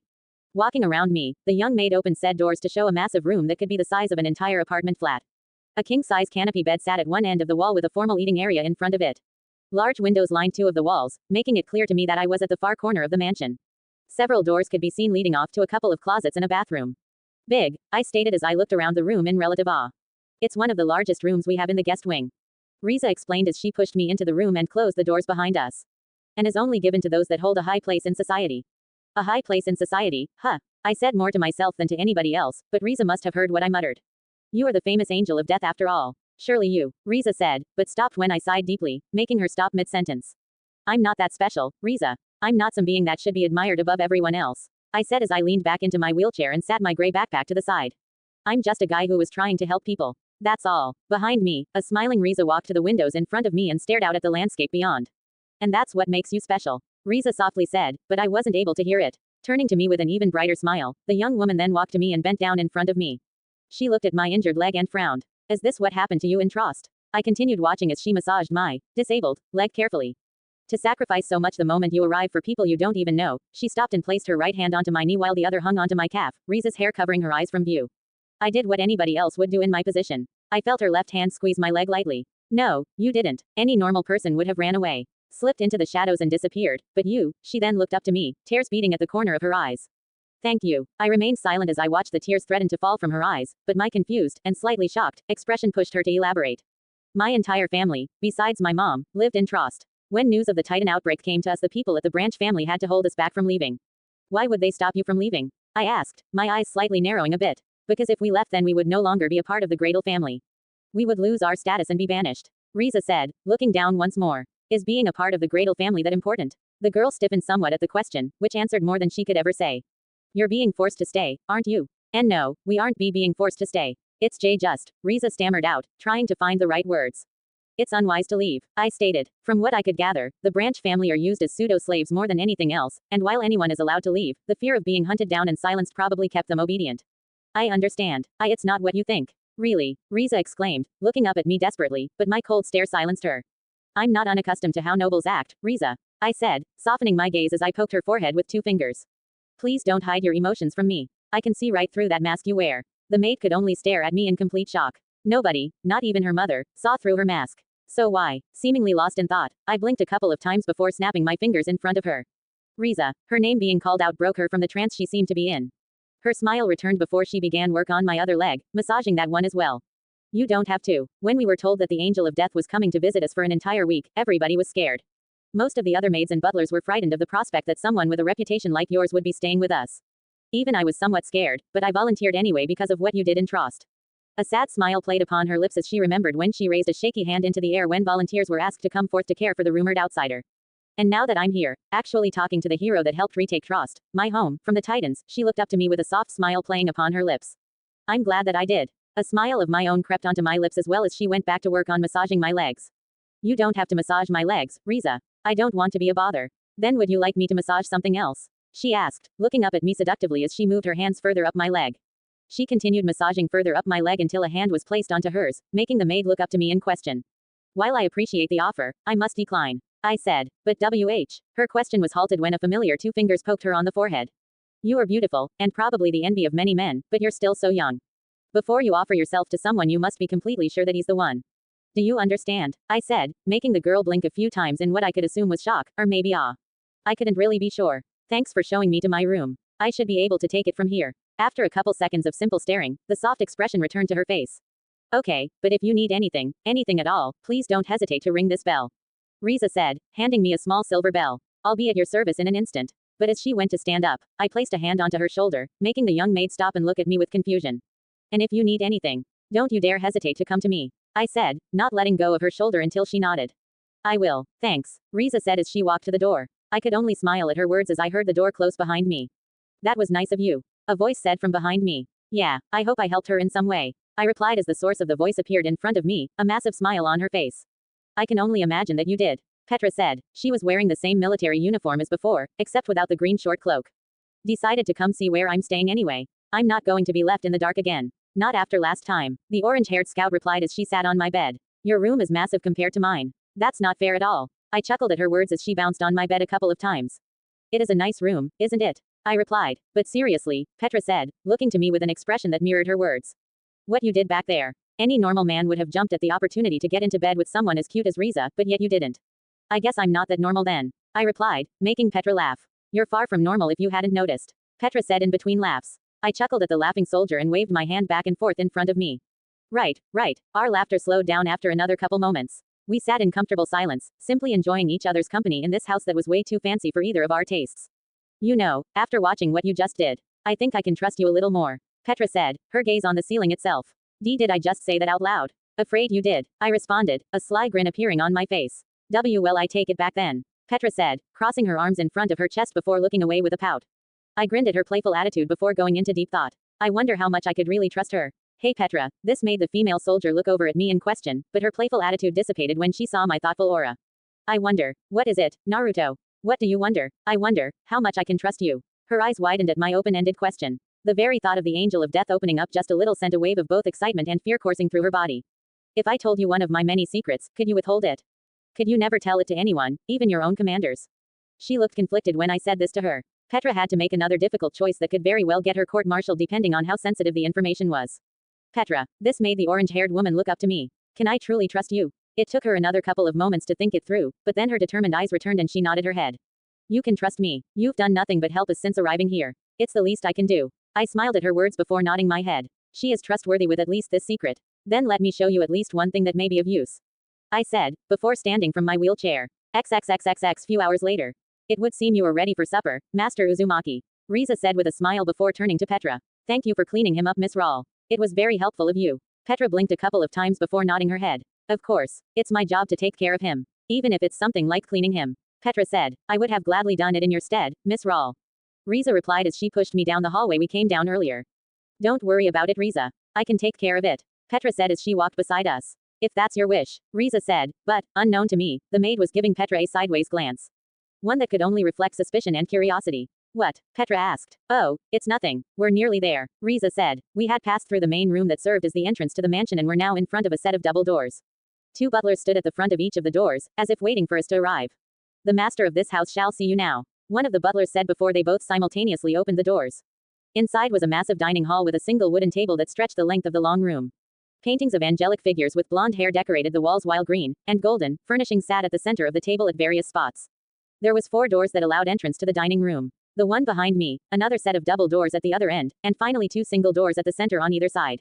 To my surprise there was only 2 people in the room. A girl with blonde hair that went down to her lower back and green eyes. She wore a dark green dress that went down to her ankles. The top hugged her body to show her rather slim physique. A book sat in her hands as she leaned back into the chair. A maid stood behind her wearing the same garments as Riza. The maid had chocolate brown hair and eyes. If I had to venture a guess, the maid looked to be in her mid-30s. I thought we were supposed to be here at 6. Riza said aloud, making Petra sigh. So we're early, Petra questioned. Riza giggled and rubbed the back of her head with a sheepish expression on her face. Oops, it's fine. I've always hated being the last one to an event. I said. Then I guess we can wait for the others to arrive. Riza said as she began pushing me down the right side of the table. Your spot will be right next to Madam Rachel. We continued to move along until I was parked next to said girl. She continued reading her book, never looking in my direction. Petra and Riza stood a small distance behind me, at the appropriate distance if I needed anything. Good day, Master Uzumaki, the older maid said with a bow. I nodded my head to the maid and returned my attention to the art that lined the room. To be able to afford all this, how wealthy was this family? The sound of a book closing grabbed my attention as I looked over to girl sitting next to me. What do you think of the art in this room? Rachel asked as she looked up at the art on the ceiling. I followed her gaze and examined the angelic themed art on the ceiling as well. The artist did a fantastic job painting the clouds, the sky, the sun. Her eyes moved along the painting, scanning every nook and cranny of it as she made her dissertation. But the angels seemed so off. So ugly. Rachel's eyes then narrowed as she stared at one of the angels. They all had blonde hair with green eyes. I wonder why the painter was ordered to create such a magnificent piece, only to put them on it. Rachel, the maid behind her said in a hushed whisper. Right, I'm sorry. My name is Rachel Gradle. It's a pleasure to meet you, outsider, or Mr. Uzumaki if you wish to be proper. Rachel said before standing and doing a small curtsy. And hello to you as well, Riza. It's rare to see you in such a bubbly mood. Riza's face turned red with embarrassment as Rachel sat down, chuckling as she did so. And you must be the outsider's military escort. Yes, ma'am. I'm Petra Rawl of the Scouting Legion. Petra replied with a formal, but stern, tone to her voice. It's nice to meet you as well, Rachel said before picking up her book once more. You must be a quiet one. That's fine. I'm not much of a social animal myself. Let me know if you need anything. If not, I'll be returning to my book. Madam Rachel, this is an honored guest of the Gradle family. Please try and be a little more open with our guest. The maid said, and he has yet to say anything since arriving, Hilda. It's clear that he doesn't wish to talk, and I won't pressure him into doing so. Naruto will talk when he feels it is necessary, Rachel said as her eyes returned to the book in her hands. Another couple of moments went with me simply staring up at the painting above, and Rachel reading her book in silence. Do you hate your family? I asked, peering over to the noble daughter. Rachel's eyes widened and her body visibly stiffened. If it isn't Mr. Uzumaki, a voice said as he entered through the double doors that was opposite of the ones we came through originally. Everyone looked over to see Albert walking through the doors, followed by Fiona. Decided to come early and meet my eldest daughter, I see. I did. She is very smart for her age. I replied. Rachel isn't much younger than you, Fiona stated as Albert sat down at the head of the table. She followed suit and sat down across from me. You make it seem like you're an old man. You have no idea, right? I've been through so much that I feel like an old man sometimes. Life must have been hard outside the walls. It's a miracle that you survived for as long as you did. Albert said. So it's true. You were really born outside of the walls? Rachel asked. I gave her nod, making her gape in awe. I thought they were just rumors made up by the commoners. It's because they are, someone said as they entered through the same doors as Albert and Fiona. A girl, about the same age as Riza, with the same color hair and eyes as the rest of her family walked into the room and sat 2 seats away from Fiona. An older, bald-headed, butler following her into the room. There's no way someone could have lived outside of the walls for so long. Laura, now what did we discuss? Albert asked. Right, sorry Mr. Uzumaki. Pleased to meet you, the girl, now known as Laura, said before looking down at the table. My blue eyes stared deeply at the younger girl before a force nearly toppled me over to the ground. Hello Mr. Angel, a young boy exclaimed in my left ear. William, please don't tackle an injured guest. You could have hurt him, Fiona shouted, making the boy jump off me as quickly as he jumped onto me. Oh, right, sorry Mr. Angel. Did I hurt you? William asked. I sighed before patting him on the head. It's fine, I'm happy to see you as well, I said, a small smile playing upon my lips when a bright smile of William's own spread across face. Now let's have a seat, William, Fiona said, patting the seat next her as she did so. Yes, mother, William said as he walked around the table and sat between Fiona and Laura. Now that everyone is here, I would like my youngest daughter to formally introduce herself to our guest.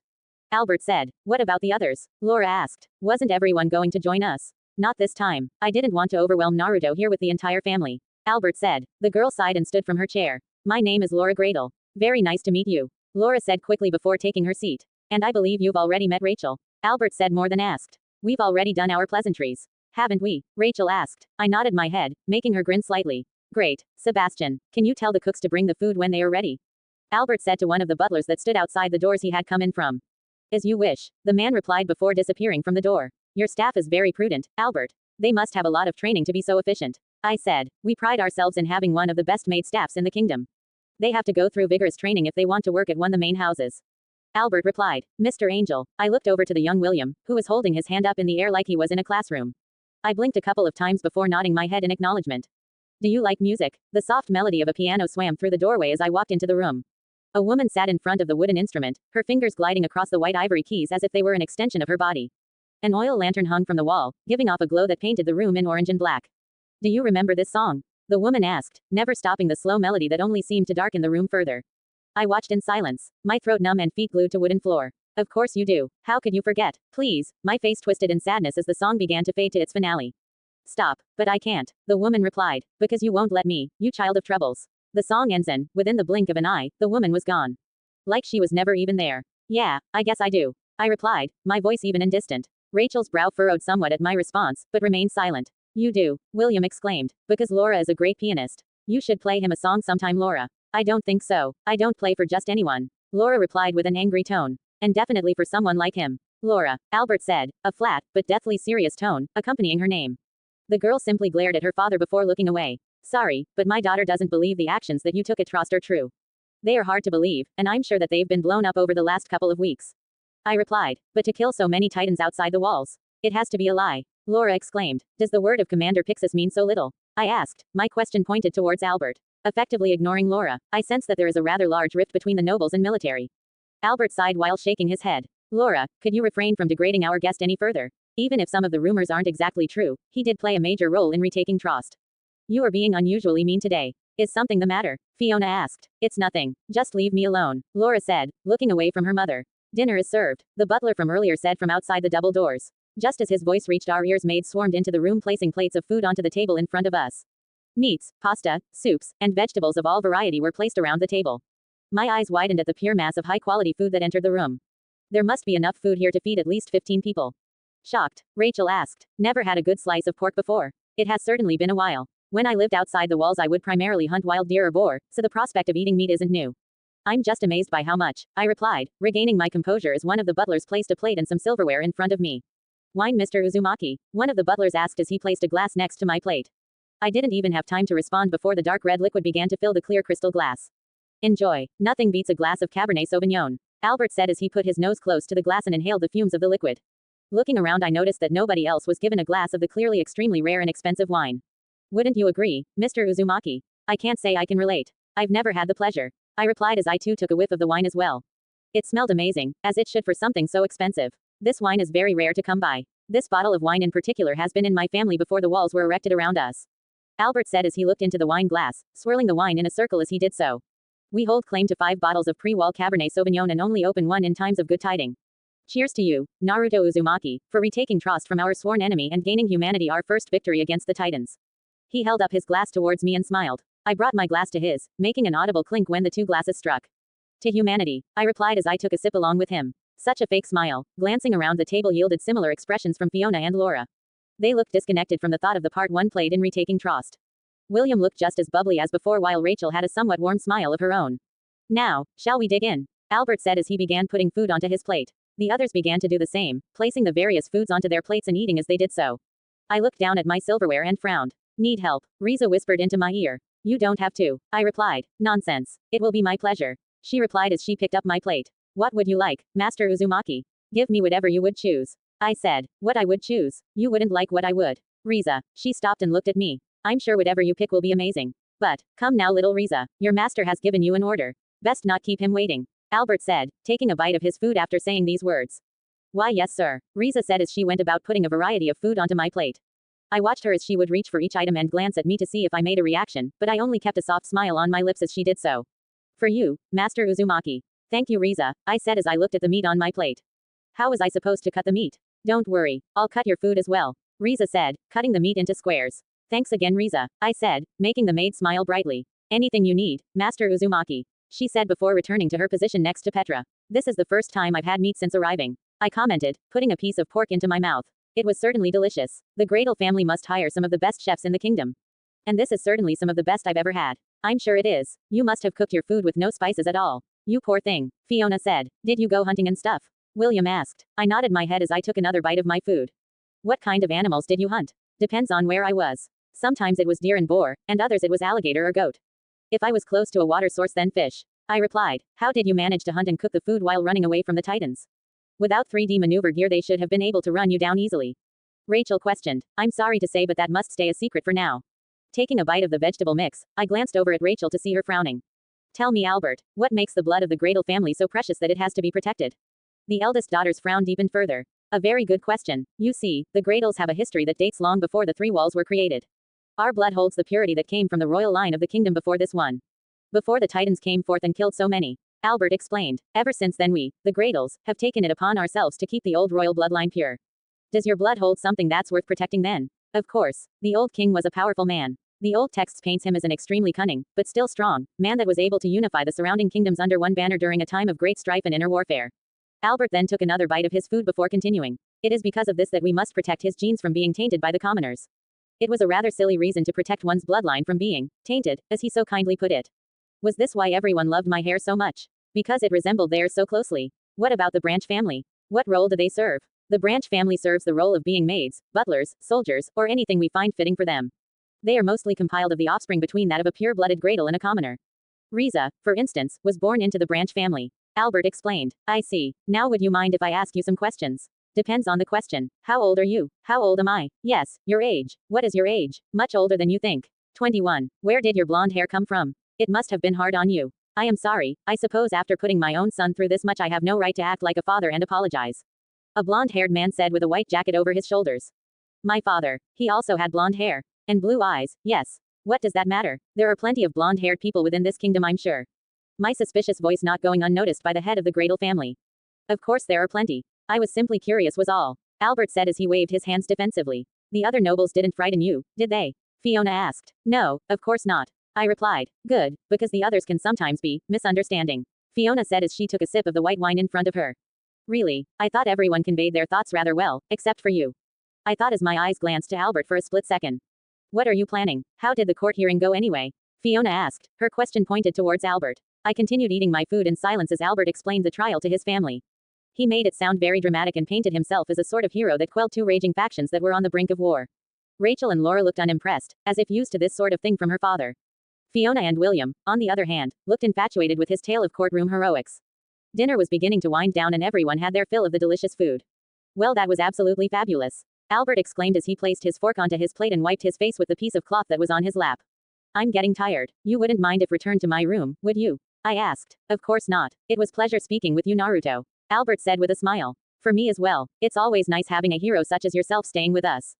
Fiona said. Nice to meet you, Mr. Angel of Death. I hope to see you around the campus. Rachel stated. I returned her smile as Riza pulled me back and away from the table. I hope so as well. You wouldn't mind if I took a plate of food and the rest of my glass of wine with me, would you? I sometimes get hungry at night. I asked. Please, take as much as you'd like. Albert responded. Thank you. Petra, would you please fix a plate of food, please? I'll hold the glass of wine. I said before picking up the half-full glass of Cabernet Sauvignon. Petra gave me a look that could only convey confusion and a hint of irritation. Of course, Master Uzumaki. What would you like? She asked as she was given a clean plate and silverware from one of the maids that stood nearby.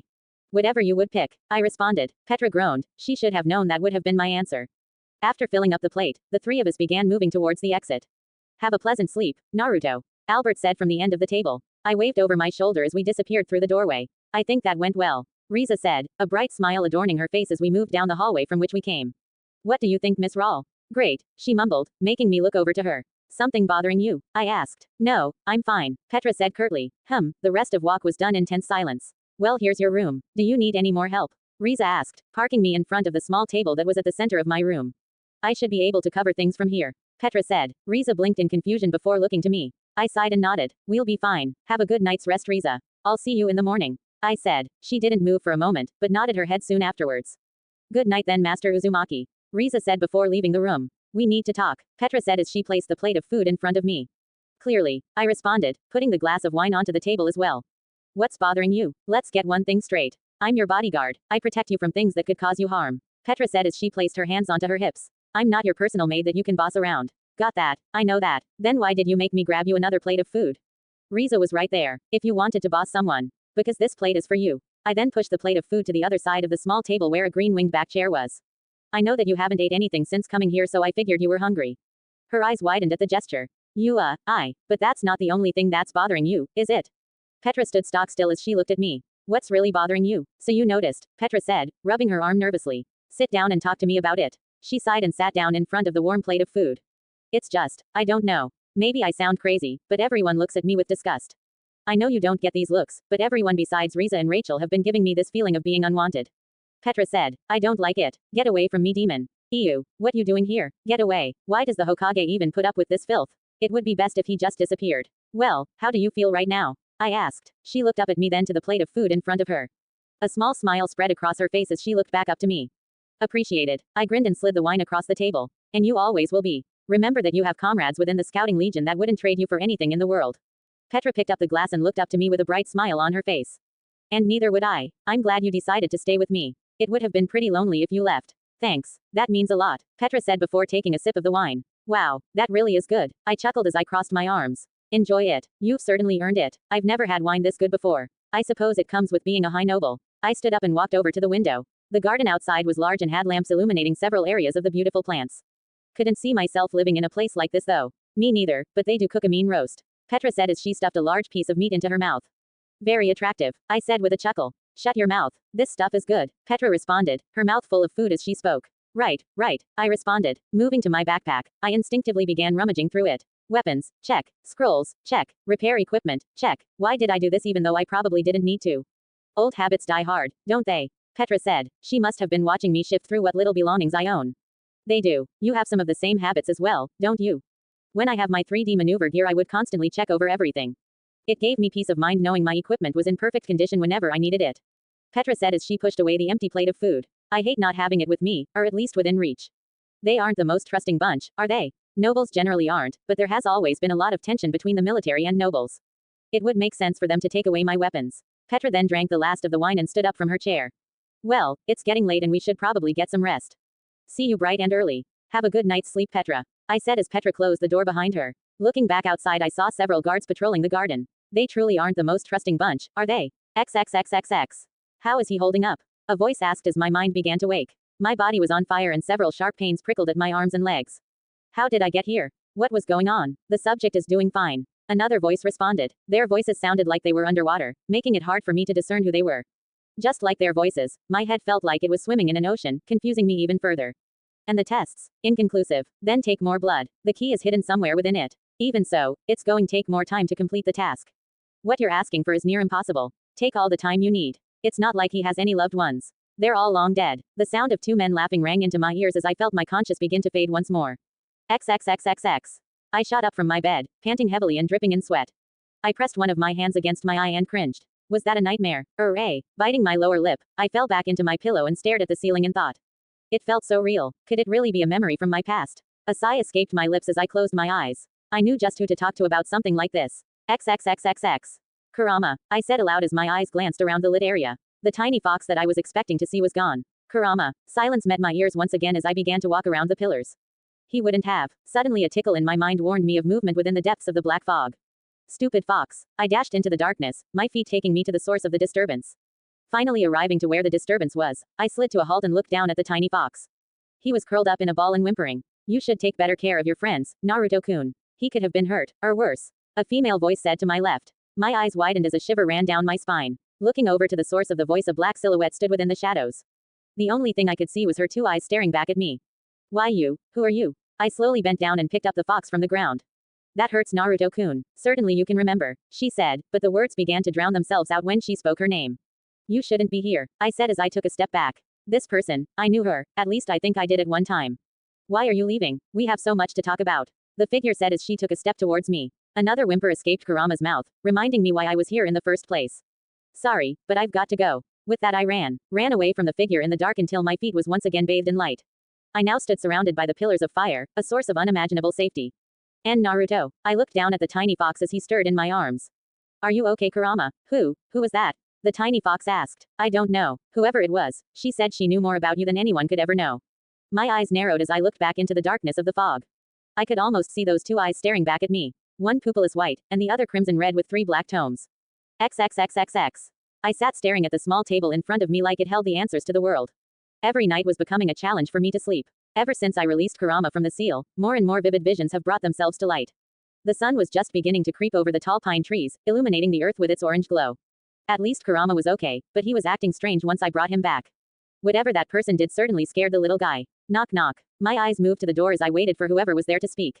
Naruto, are you awake? It was only Petra. Yes, I'm awake, I replied. You can come in. The door crept open to reveal the orange-haired Solidar. Came a little earlier than expected. I know, just had a hard time sleeping is all. Have you been up for a while? Petra asked as she looked me over. I had already bathed and dressed for the day. The only article of clothing that was missing was my cloak, which hung from the coat hanger by the door, but she must have seen the bags under my eyes. Yeah, I couldn't sleep either. Been up for a couple of hours. Petra closed the door behind her and sat on my wheelchair. Bad dream. No, just extremely uncomfortable being here. I feel like I've got to sleep with one eye open. It's hard to sleep around those you don't trust, or around nobody at all. This part of the house seems empty. Petra finished. I nodded my head at her response. The soldier sighed and rubbed her hands against her face. Only 6 more days, right? That's what Albert said, but who knows how much we can trust his words. And then it's on to another noble's house, Petra said, pure distress laced into her words. I frowned as I stared at my bodyguard. She was still depressed, even after our little talk last night. Right, then on to House Pius. Hopefully they'll be a little less noble than the rest. At least House Pius has good relations with the military. I thought all the high nobles didn't like the military. This is true except for the Pius family, and to some extent the Oster family. The Piuses have been closely aligned with the military since the erection of the walls. Many of its members serve, or still serve, by the men and women that most high nobles view as underneath them. Was that why he were so vividly defending me back in the capital? I thought as I made my way over to where my cloak was hanging. Getting used to you standing on your own will take a while. Petra said as she watched me put my cloak on. I don't really like sitting for very long, so I'm basking in every opportunity I can get to not sit in that damned wheelchair. I responded, lowering my hood to reveal the upper portion of my face. And always with that cloak. What? Don't like it? Well, it does kind of make you more intimidating. You mean scary? I'm not scared. I blinked a couple of times in confusion until she finally realized what she said. Well, I'm not. Of course not. I'll leave it off for today. How does that sound? What did I just say? All the same, taking off my cloak I sat it across the winged back chair. I hate you.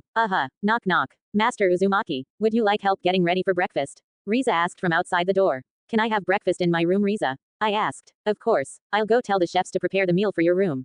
Riza responded. Can you make it 3 plates please? 3 plates. Yes. For Petra, myself, and you. Are you sure? I can eat with the other maids while you two eat your meals here.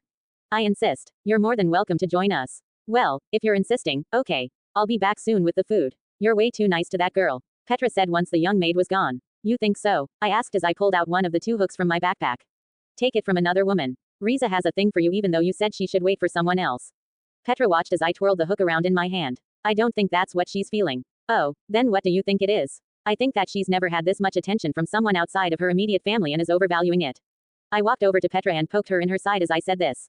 Hey, and you need to get up before Riza gets back. Oh, right, sorry. Petra stood and sat in the other chair, letting me take my place on my wheelchair. I hate this thing. Petra frowned at my words, but knew that I could do nothing about it for the time being. If the nobles learned of my ability to walk, or function normally, then I'm sure they would try and use me towards their own ends. Not that I would let them, but at least I have someone to talk to. Her smile was all I needed to prove that I had lightened her mood, but the smile vanished when a thought came to her mind. Naruto, about that time in the cell. Petra began, but was cut off when a knock interrupted her. The food is here, Master Uzumaki. May I come in? Riza asked. I stared at Petra for a couple seconds more before answering. Please, come in Riza. We're famished. XXXXX. And finally this is the Gradle family's famous garden. They house the largest collection of flora in the kingdom. Every known flower within the walls can be found here. Riza explained as we hit the last stop of the tour. Riza took it upon herself to show us everything there was to be seen around the mansion that housed the pure bloods. Everything was magnificent, and clearly made from the best materials that humanity had to offer within the confines of the walls. I breathed in heavily, taking in the late summer air into my lungs. It was around 5 in the afternoon if I had to take a guess, and so far we've seen nearly everything. From the kitchen to the housing quarters for the maids. The only places we weren't allowed to go to was the quarters for the pure bloods. Why they called themselves that, even after Albert's explanation, is beyond me, but who was I to give criticism to them? The Gradles could call themselves whatever they wanted, it had no effect on me, but it was rather annoying how they saw themselves better than everyone else. It feels nice out here. Glad we saved it for last. I remarked as Riza parked me underneath a gondola that sat at the center of the massive garden. We were surrounded by beautiful flowers that sprung up to us, as if to greet us as we passed by. The soft summer breeze passed over the garden, shaking the flowers and giving off that serene sound that comes from the shaking of their delicate petals. Why hello there Naruto, how nice it is to see you. I glanced to my right to see Robert walking towards us. Enjoy your tour of the complex. I did. Your abode is nice and spacious. I replied. Did you show him everything Riza? Robert asked with a smile, but there was a subtle undertone that promised misery if he didn't hear what he wanted to hear. I did Master Robert. Riza responded with a deep bow. Glad to hear it, the young adult said as he sat on one of the benches that lined the gondola.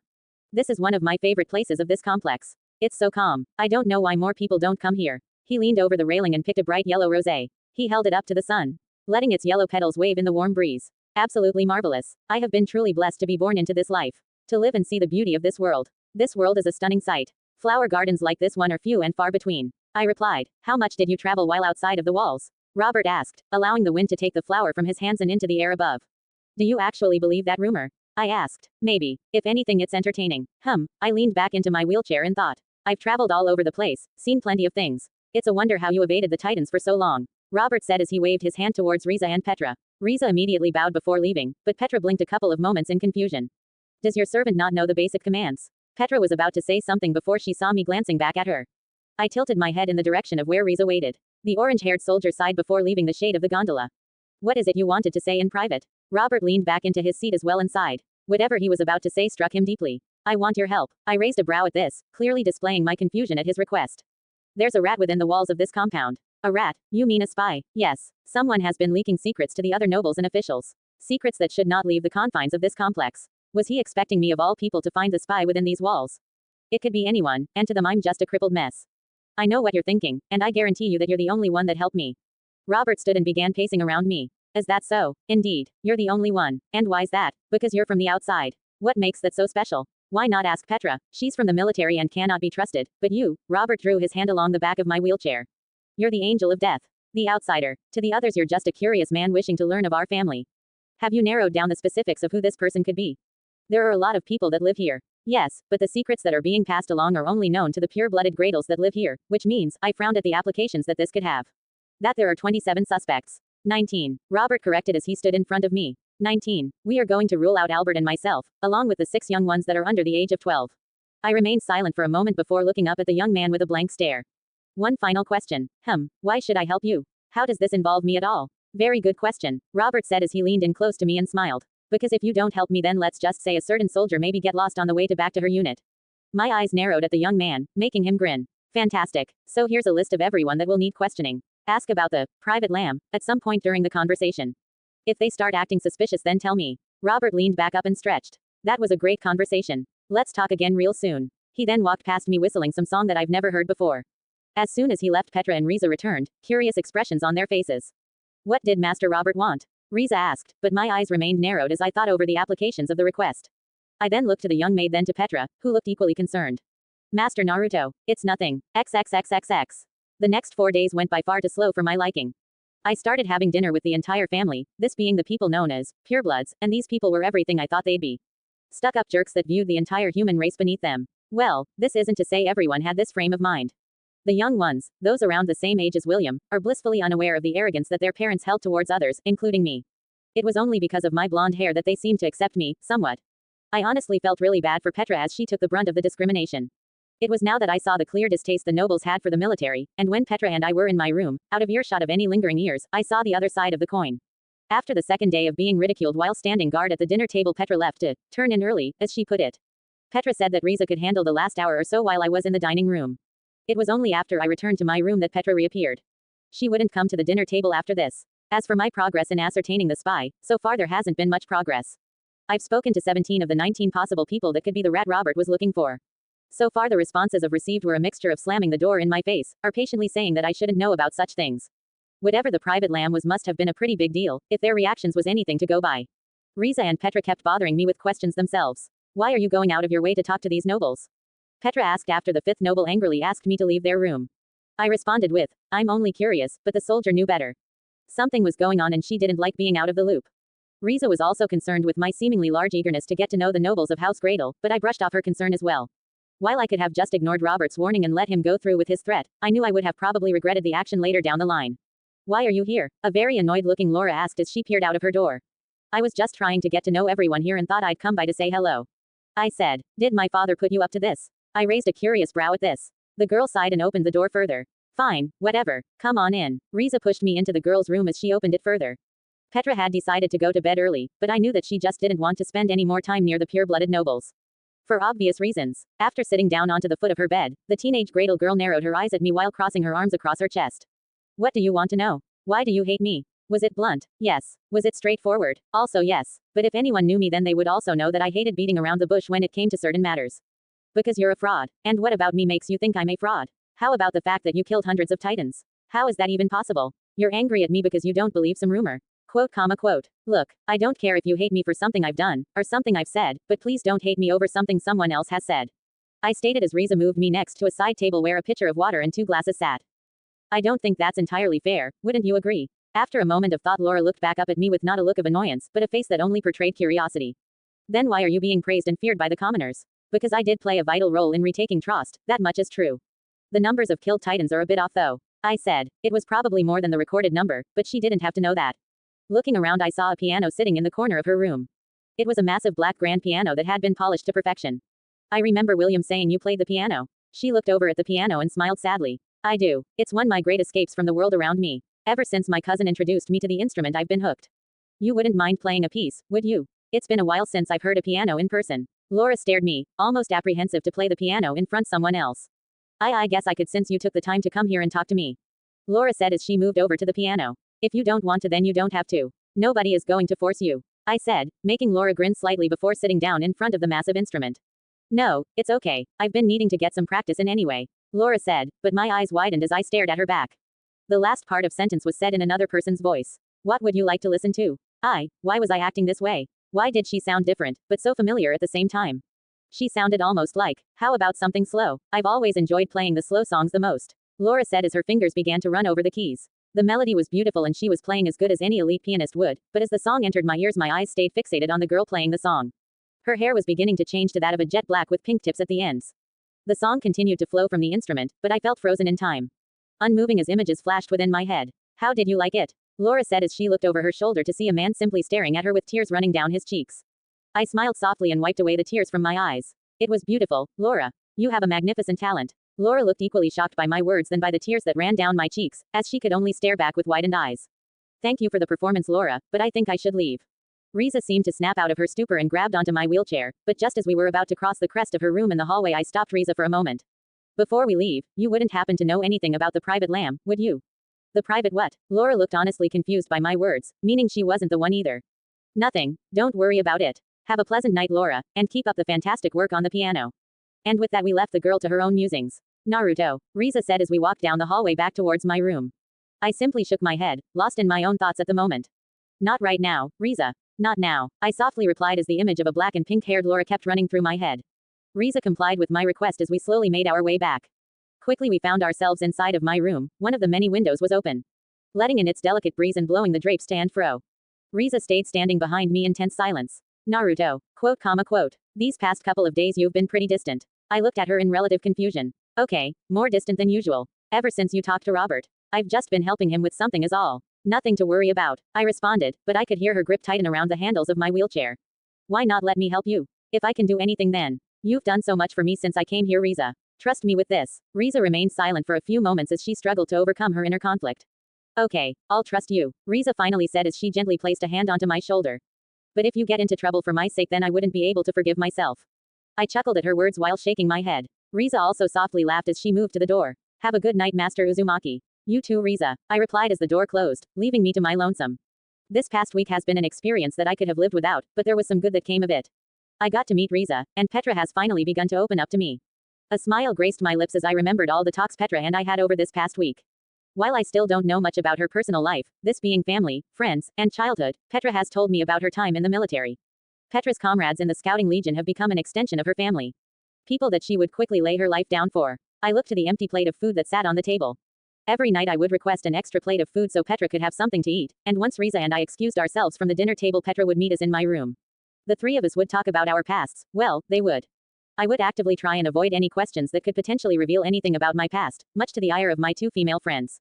Knock knock. May I come in? Rachel. What did she want? Come in. The door creaked open to reveal the eldest daughter of Albert. Quickly she entered the room and closed the door behind her. Was she trying to hide from someone? Did you need something? Over the course of the week, Rachel has only spoken to me once since we met, and even then it was only briefly. Are you alone? Rachel asked as she looked to the bathroom door. It was open and the light was off. Let me ask you again. Are you alone? Her gaze hardened as she spoke. Whatever she wanted to talk about, it was serious. Yes, I am. What is this about? Rachel moved over to the table where I was sitting and sat in the winged back chair across from me. You know what this is about. Rachel replied with venom in her voice. Why have you been asking everyone about the private lamb? My eyes narrowed as I stared back at her. You seem very defensive, Rachel. Is it a sensitive topic? This wasn't unusual for someone to have this reaction when I asked about the private lamb, but something about this situation was off. Rachel was the last person that I needed to talk to before returning to Robert with whatever I found, which narrowed down the list a lot, but this still didn't mean much. Yes, it is. Do you even know what you're asking about? Why else would I be asking? How did you even hear about it in the first place? I gave her a look that clearly meant that I wasn't going to tell her. The girl breathed in heavily before exhaling the large intake of air. Okay, please tell me what's going on. I simply stared back at her, debating whether or not I should tell her what I'm doing, and for whom. Your family seems to think that there's a rat amongst the purebloods. I was asked to help root out this rat. I responded. At this point I knew that she was probably the one giving out information about the family to the outside world, but what I really wanted to know is why. I see. Rachel leaned back into her chair and looked up to the ceiling. And why would you help them? Are they promising you money? Power? Woman? No. I'm doing this for the sake of someone else. So they threatened someone. I understand. Rachel was smart enough to know who I was referring to, that much was certain. And I take it you already know. I remained quiet, deciding it was best to let her explain herself. At least you aren't running off and telling whoever asked you to do this. It's not like I could if I wanted to. Besides, contrary to what everyone seems to think, I'm not just a single-minded killing machine. Rachel grinned at my words before nodding her head. Now, tell me, what is the private lamb? She remained quiet for a moment, as if still deciding if she should tell me. If don't tell me then you will be revealed. Don't forget the position that you're in. I wanted to be nice and hear her side of the story, but in the end I was only doing this to protect Petra. Nothing more, nothing less. Right, I suppose since I've been leaking this information to the officials then I can tell you as well. The private lamb is a code name for a slave ring that the Gradle family uses to gain much of its wealth. Anything from prostitution to simply working the fields, the Gradle family has been in the market of human trafficking since the walls were constructed. Rachel explained. Riza, even though she doesn't know it, is considered a slave as well. So the Branch family, just a front for the inner workings of the slave market, but the truly brilliant thing is the people that are a part of the Branch family don't know they are slaves. At least, until they are forced to do something they don't want to do. So, you're leaking information to who again? To the military police. Slavery is outlawed within the walls of this kingdom and should be punished for anyone who uses this practice, and while the others within this family sees it as a source of revenue, I believe it's a crime against humanity. Rachel explained with passion in her voice. While I agree with you that slavery should not be tolerated anywhere. Rachel's eyes widened in hope. How does that help me protect Petra? The blonde girl was slightly taken aback by my words. She must have thought I was talking about Riza. Look, I'm only doing this as because Petra was threatened by your family. If you can somehow guarantee me her safety from your end then I will gladly keep my mouth shut. Who threatened Petra? Robert. Rachel sighed once she heard the name. I figured he would be the one that caught wind of the leak. Even if Petra is a soldier, finding a person professional enough to assassinate a soldier is pretty easy. He would probably just hire the Greys to do it. You know of the Greys. They attacked us when we were on our way to my trial. Somebody must have hired them to do it. The Greys don't attack people unless they are paid. I'll see what I can do about protecting Petra. If Robert does actually intend to use the Greys then I can pay them even more to ignore the order and stay on the sidelines. They would actually do that. The Greys will do what the highest bidder pays them to do. If someone pays them 1,000 to kill a man, and then a third party pays them 2,000 before they can start the mission then they would obviously take the 2,000. They're a mercenary organization above all else. You do realize, in a sense, that you're paying me to keep quiet, right? No, I'm paying money to protect people. There's a difference. I guess you're right. I leaned back into my chair and thought over everything that had just transpired. So the Gradles were a part of the slave market, and for some reason this didn't surprise me at all. You really are a nice person. Putting your neck out for others like this. It's the right thing to do. Anyone with a clear sense of mind would do the same. Rachel replied, waving away my praise with her hand, but I could see a small blush of embarrassment on her cheeks. I'll have to repay you one of these days. I stated. Rachel shrugged her shoulders and stood up. If I ever need help then I'll know just who to call. Have a good night, Naruto. I hope to see you before you leave. Have a good night. XXXXX. Your time is nearly up. Have you discerned the identity of the rat? Robert asked, patting his foot on ground with impatience. I was leaving tomorrow morning and I could tell the young Gradle was becoming concerned that I wouldn't find the person he was searching for. When I tasked you with finding the spy, Robert, I did not intend you to gain the assistance of Mr. Uzumaki. Albert said as he leaned back into his office chair. This was the first time I've been in his office, and compared to the rest of his home, this place was rather dormant. Not to say it didn't have its fair share of luxuries. The room had a fireplace fixed into the left side of the room with 2 golden wingback chairs in front of it. At the center of the room was a cherry oak desk that had a red leather chair behind it. 2 wooden chairs sat in front of the desk, but one was removed so my wheelchair could fit. Besides these fixtures, and the paint on the wall, the room was barren of anything else. No paintings, sculptures, nothing. I know this uncle, but he was the only one that could have gained the information we seek. Robert replied. Everyone knows of my loyalty to the family. If I were to go around asking then they would have been put onto alert. Is that so? Well, I must thank